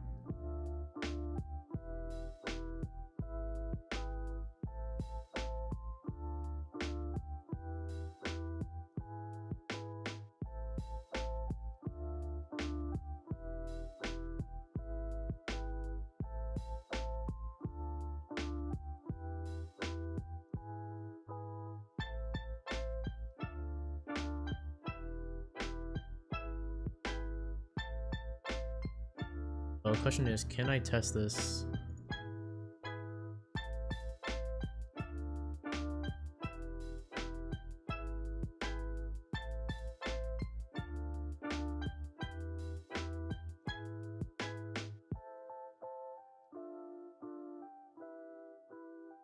Only a small amount of problems here on this one.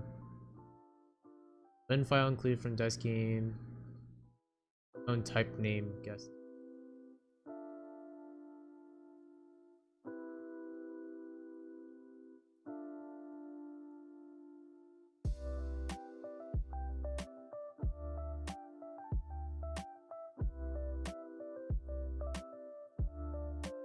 Expected identifier dicegame.c.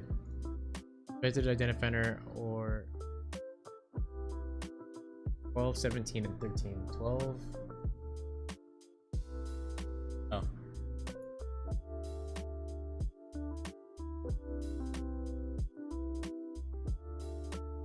Okay, unknown type name, guest type, unknown name, guest type. So I'm gonna just leave that. Try it one more time, but if not, I might have to comment it out.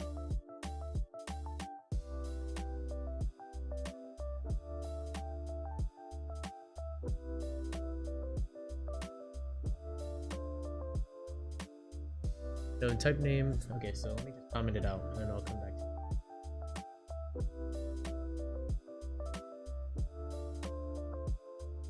In function print guess error d1 undeclared first use.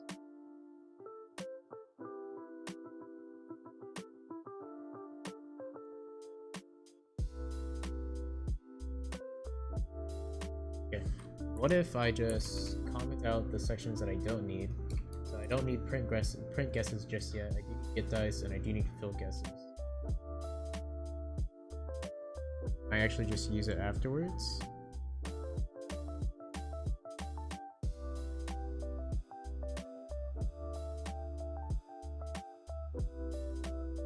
Function get dice d1 undeclared first use.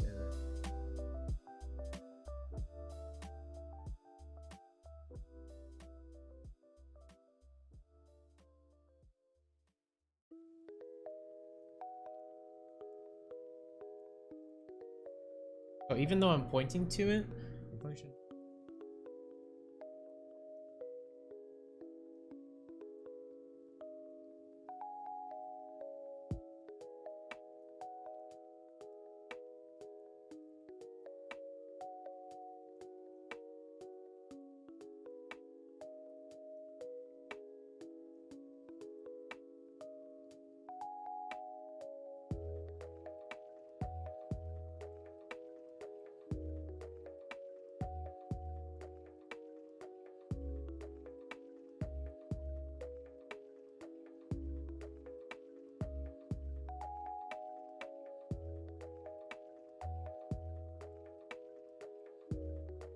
Okay, fill guesses and function fill guess. Passing argument 1 of get dice makes pointer from integer without a cast.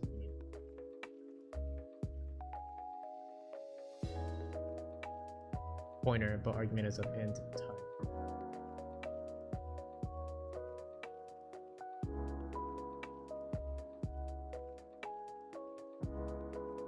Passing argument 2 get dice makes pointer from integer without a cast. So are these supposed to be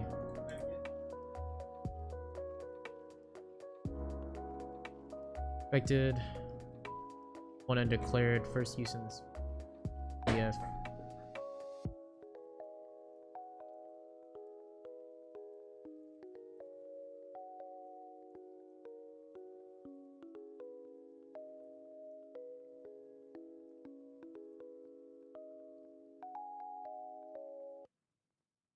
I need to figure out how to get these to point. I think D1.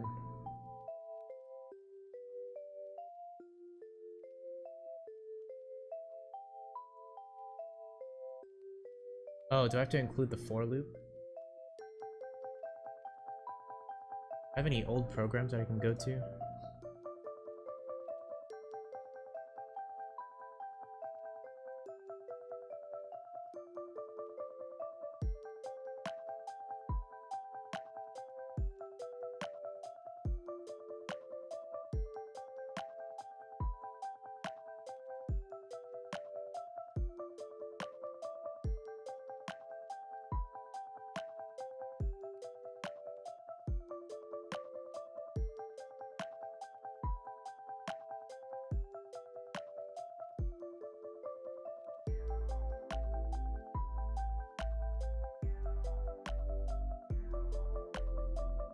Bro, we're moving fast through my math.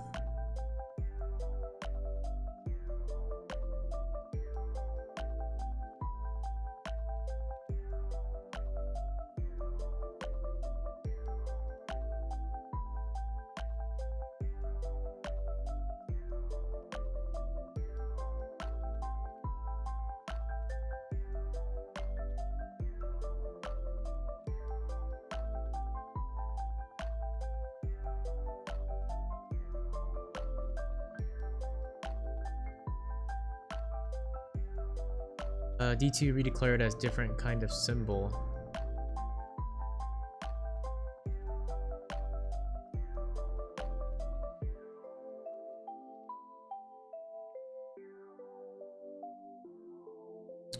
Previous definition of D2 was here.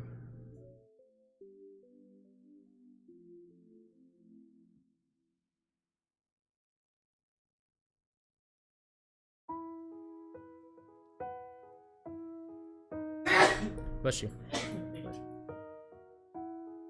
Type argument of unary pointer have int.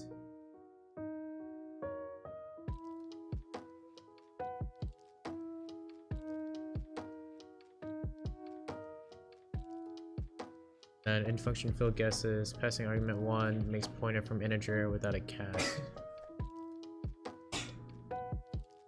Pointer from integer without a cast.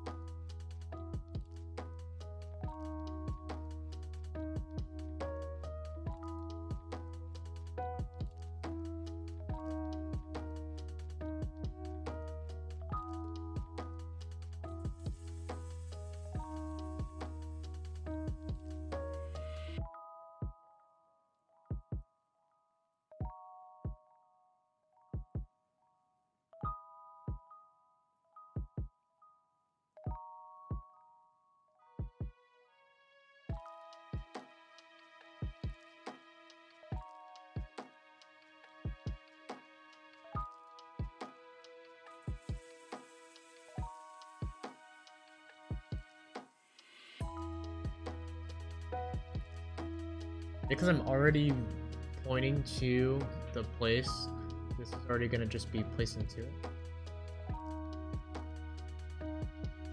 Try it again.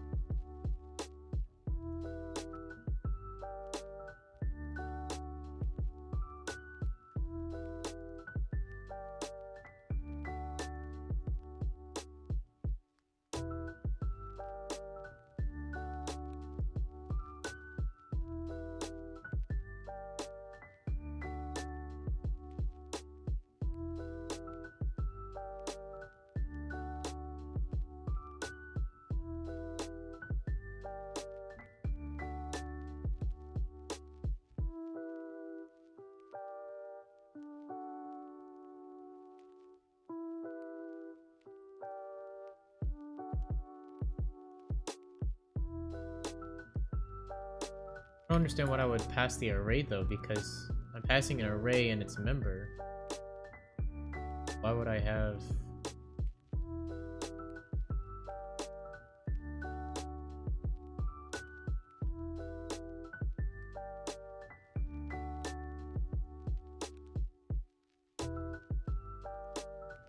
Okay, so now I only have a small amount of problems here.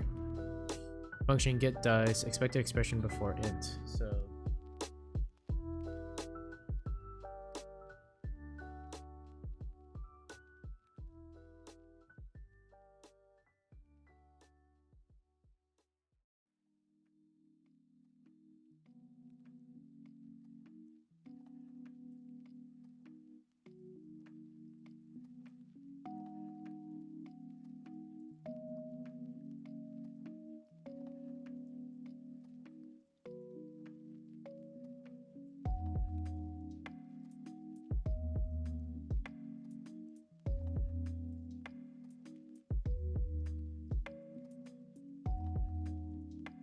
dude, I'm so close to actually being able to start this. It's just, I don't know. Function get dice, error, D1 undeclared. How do I access this member? I guess the question would be how to use...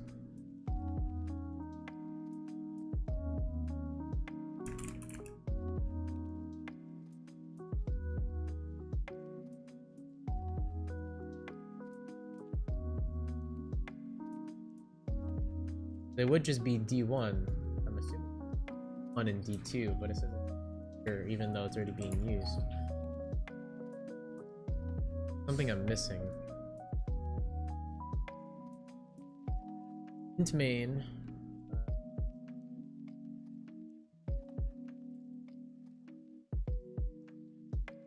Swap numbers and V1.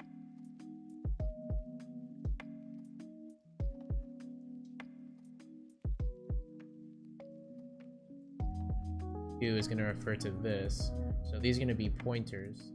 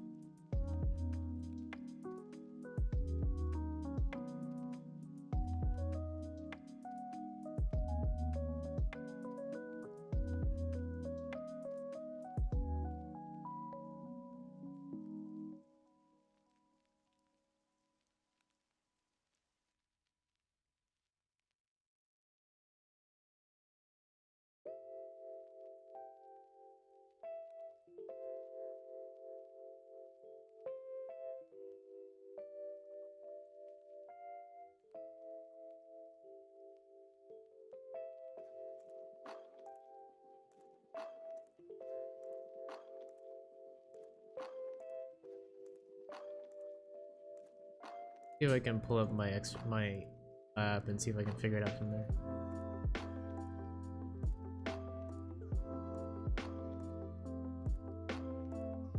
Ding.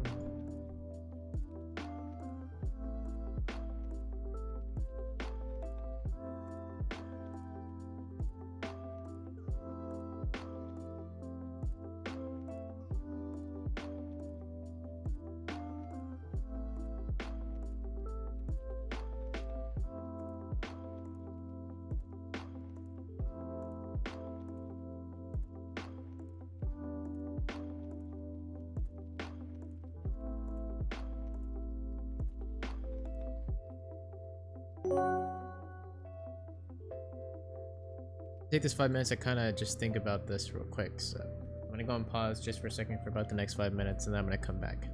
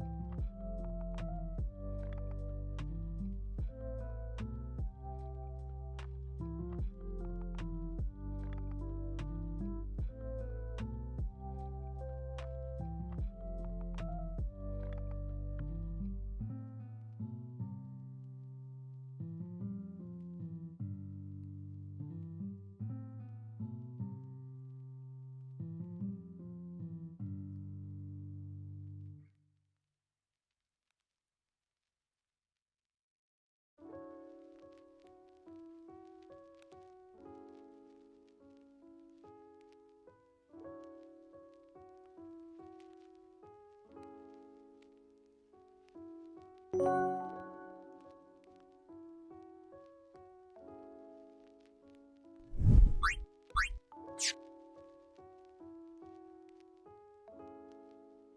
I'm having a hard time with this. There's something I'm missing, something I need to look.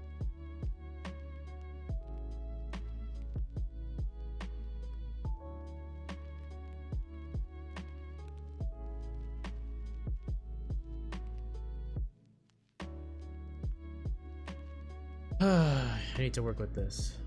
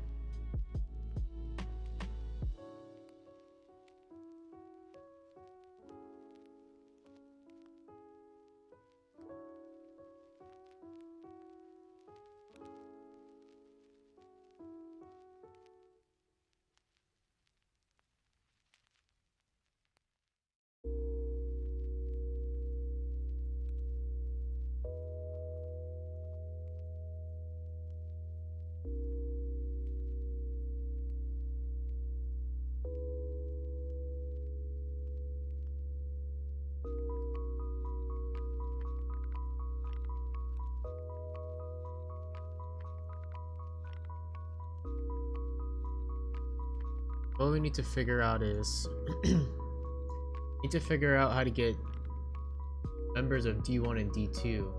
I have a feeling what I need to do is I need to create a for loop.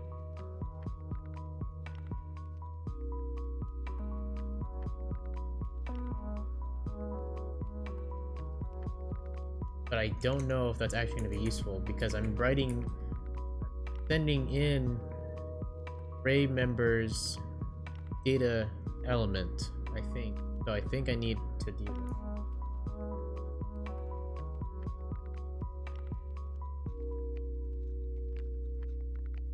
Don't know if I don't know. Oh, this is what's going to cause me to be able to do that.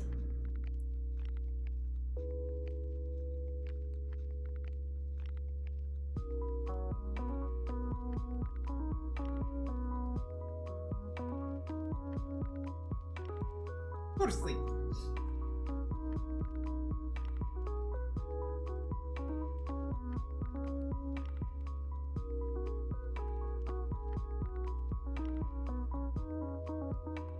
Try rerunning and see if this helps out just a bit. Because what I need to fix is I need to fix this portion. Getting D1 and D2, getting their numbers. If I can just figure out how to get those elements to get placed into there, then I can actually work. I think I can figure out how to get the rest of it to work.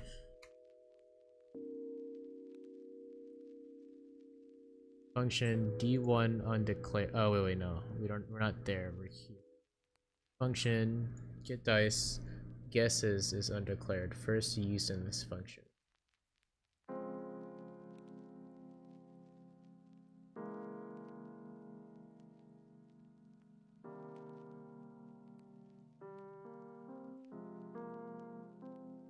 Wonder if I have to use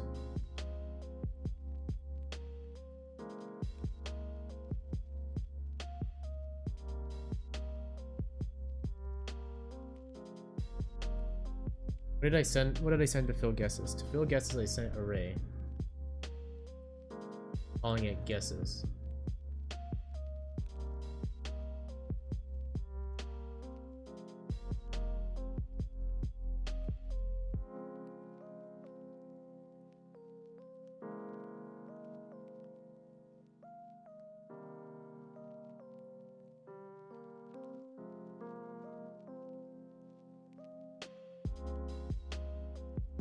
Go back to fill guesses and we'll start over. So fill guesses were sent over an object pointer to, or array to the array. We sent over int num. Here we're going to be calling it guesses, and for integer I is equal to 0 and I is less than length, I++.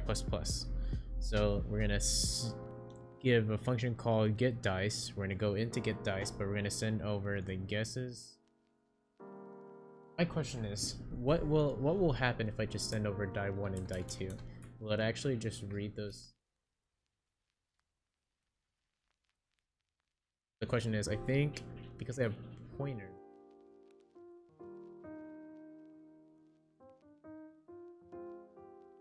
Die1, die2. I'll try it with the guesses afterwards, but I just want to see.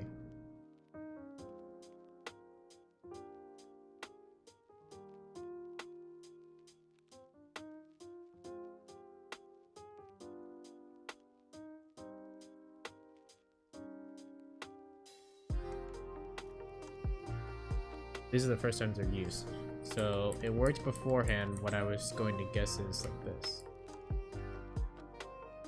So fill guesses worked like this beforehand. But now all I need to figure out is how to get the getDice function to work. I passed over guesses element 0 in this case, and I'm accessing the die1 element. Let me just go ahead and keep this in here because it's easier for me to see.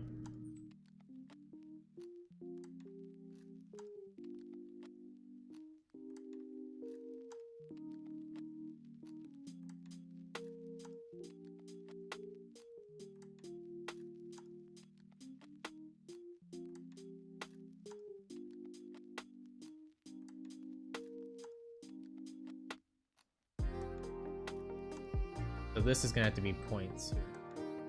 This would be like guesses. That's what that's gonna have to be. Something like that.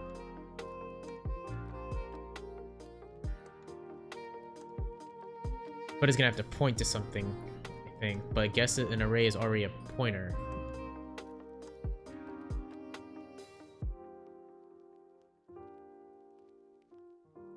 Might have to be a for loop.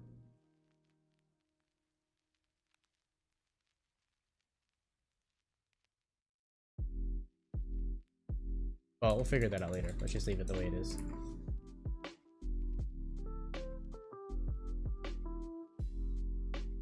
So we're gonna send over, we're gonna go call getDice, and we're gonna send them over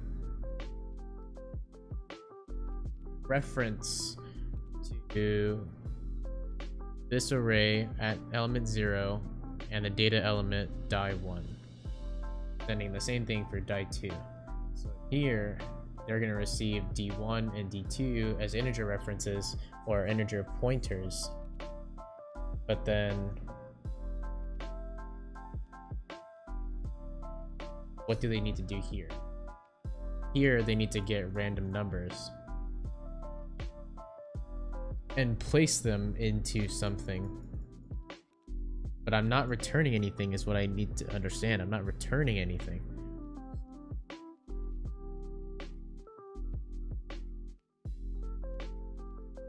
I'm gonna assign those values to the dereferenced values of the 2 pointers. So in order for it to change, I have to dereference them. In order to dereference them, I use the asterisk. So I know the asterisk is right. But it says that D1 and D2 are undeclared. First use in this function.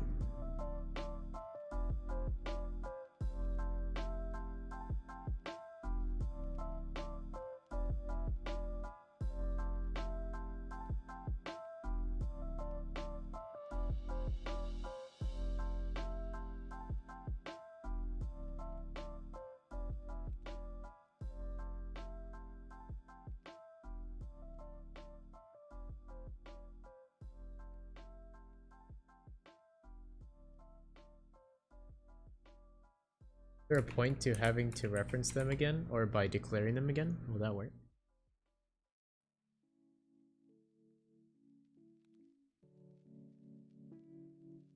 So D2 redeclared as different kind of symbol.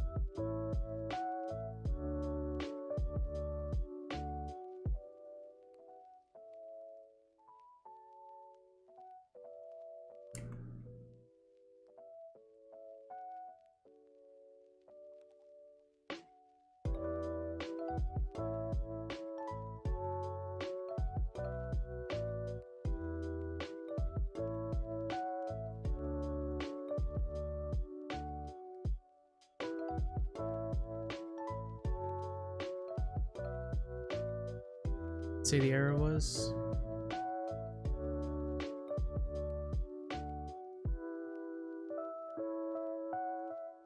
Function get dice at C19. Wasn't 19.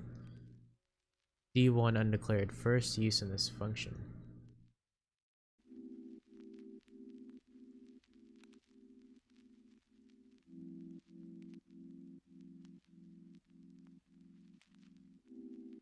Drink a Bocas.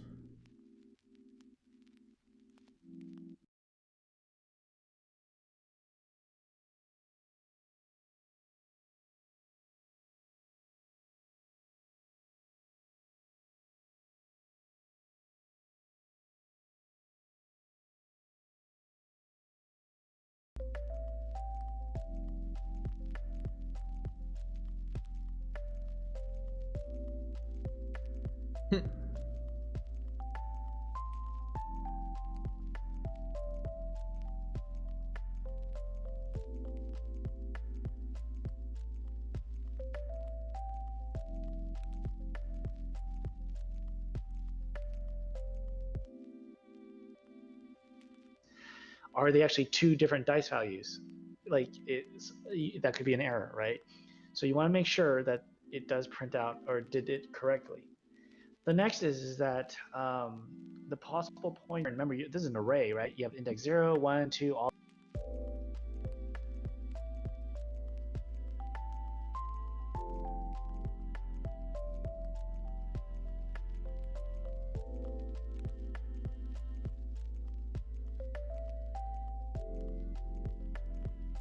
the way up to num minus 1, or whatever you call the size minus 1. The point values will be index plus 1 times 10, which will be 10, 20, 30, 40, and so on points.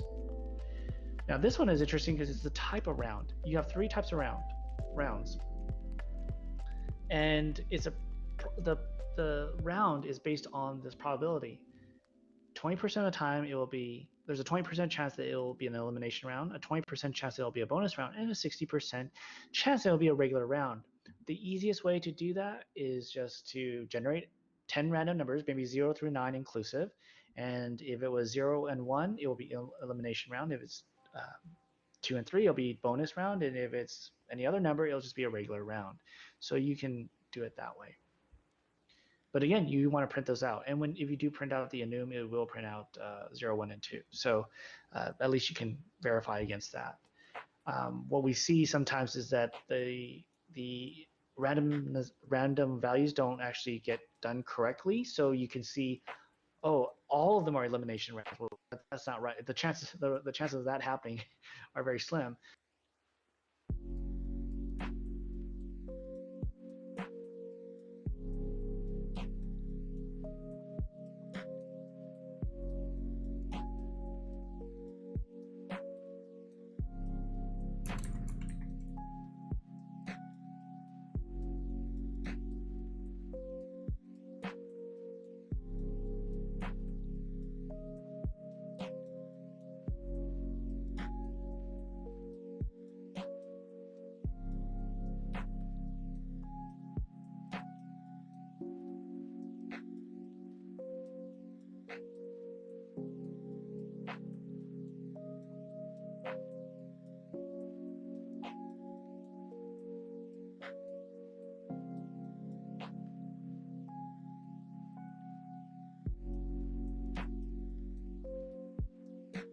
I wonder why it's noting down D2 as something that's already been used, but D1 it's not.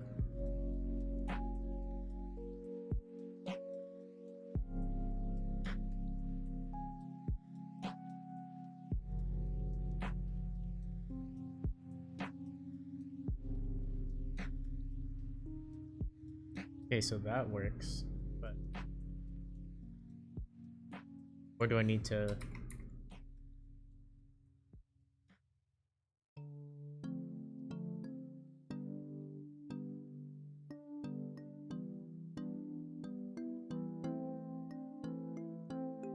./a.out.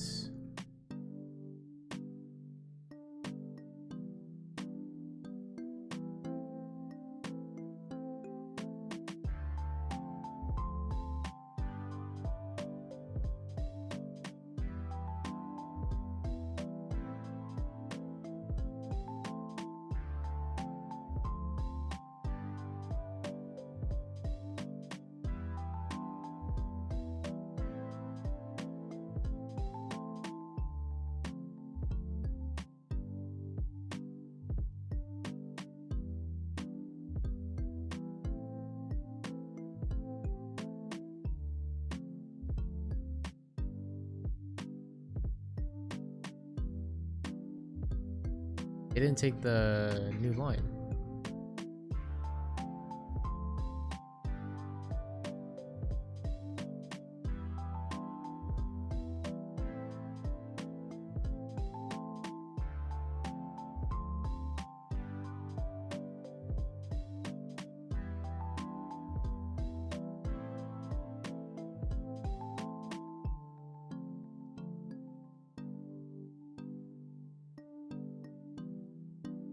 And hopefully it takes it. Okay.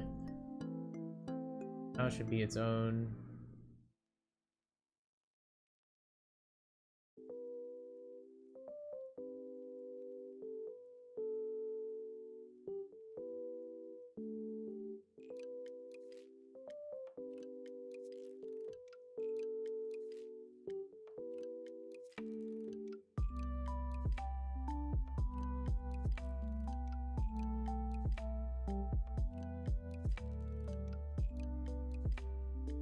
These will probably be things I'll have to place in another.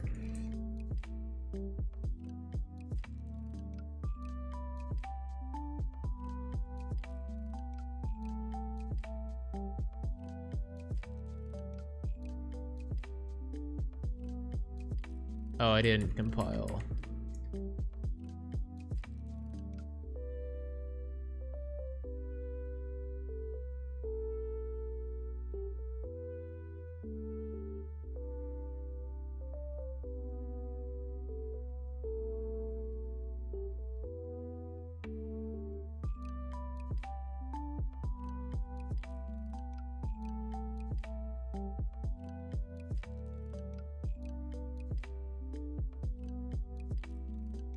Okay, so I don't want it to do the reading, but I still need to make sure that die 1 and die 2 are actually getting.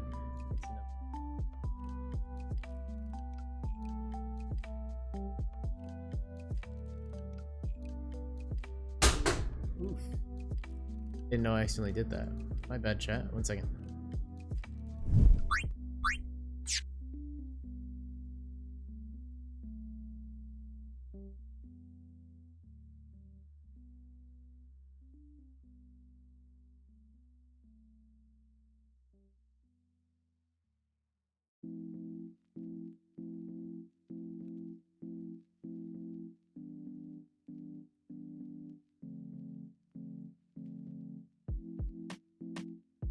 Never ever let your cam fall. I probably hit my desk by accident. I made the whole thing fall.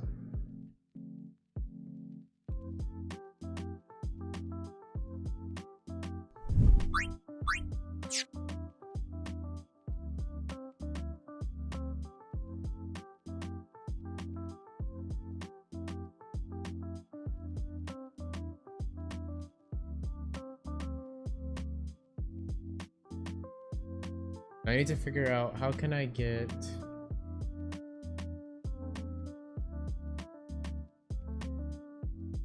I need to find an example of where I can get these numbers.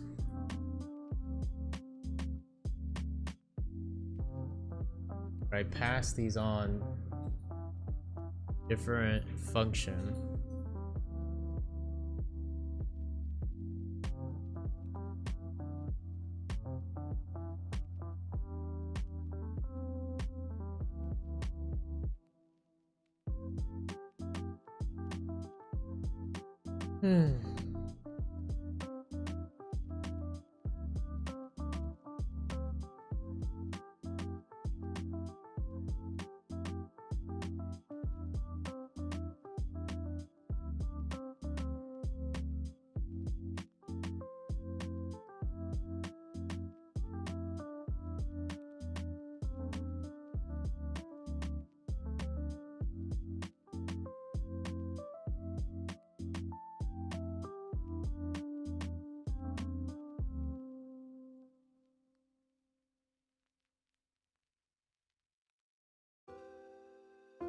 But the question is, what about the arrays?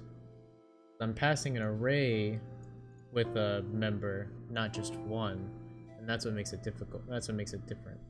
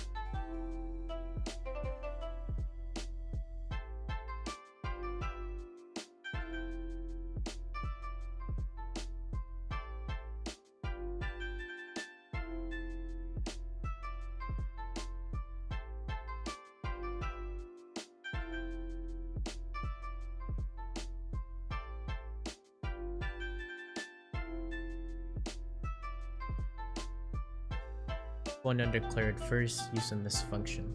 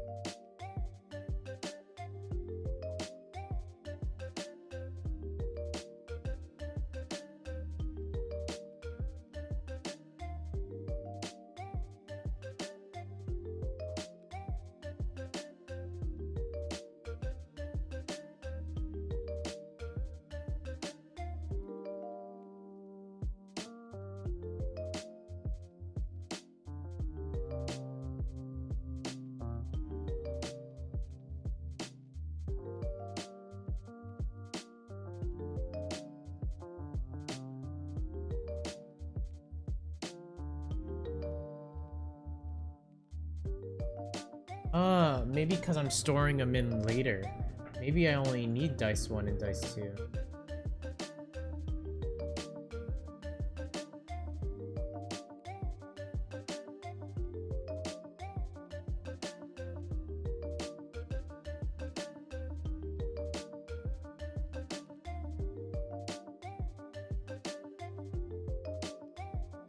Maybe I stored them in there later.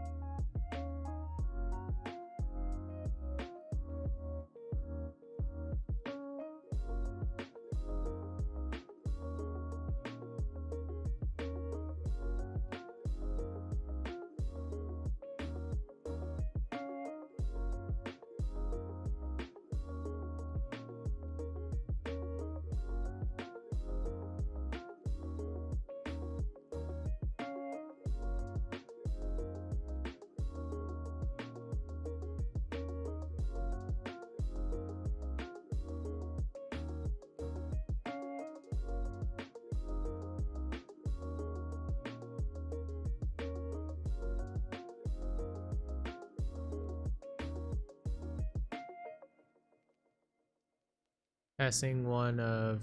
oh.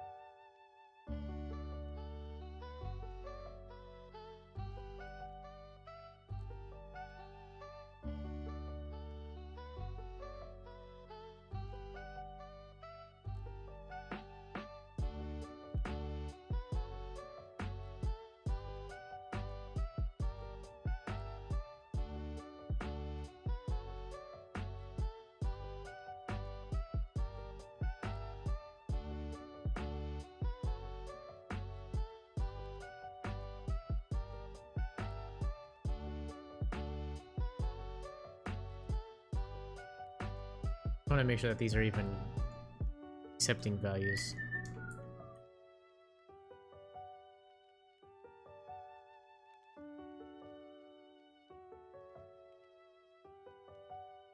Okay, so they're accepting values, so I need to figure out how do I take these numbers and place them into the dereference. That's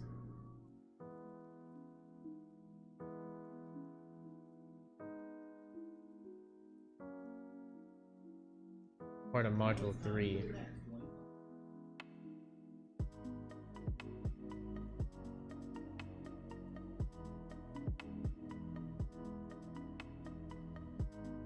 Like dereferencing.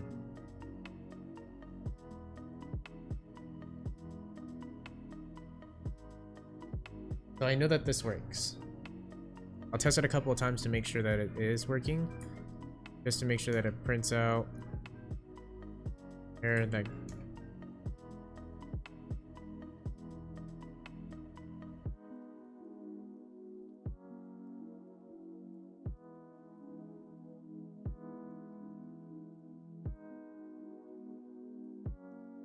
it's only going to keep printing 2 and 5.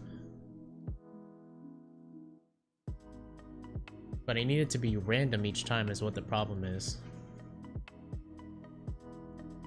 Something about randomizing. Let's see what the professor said.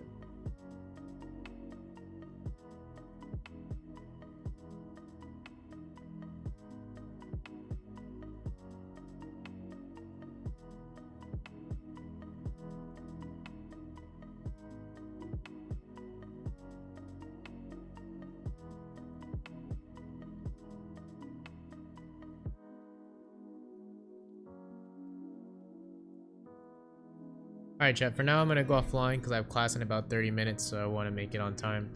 I appreciate everyone who stopped by and chatted. I had a lot of fun actually. Surprised that some people are actually here. But anyway, I'm gonna go offline for now. I gotta make it to class, so I'll see you guys later. Peace.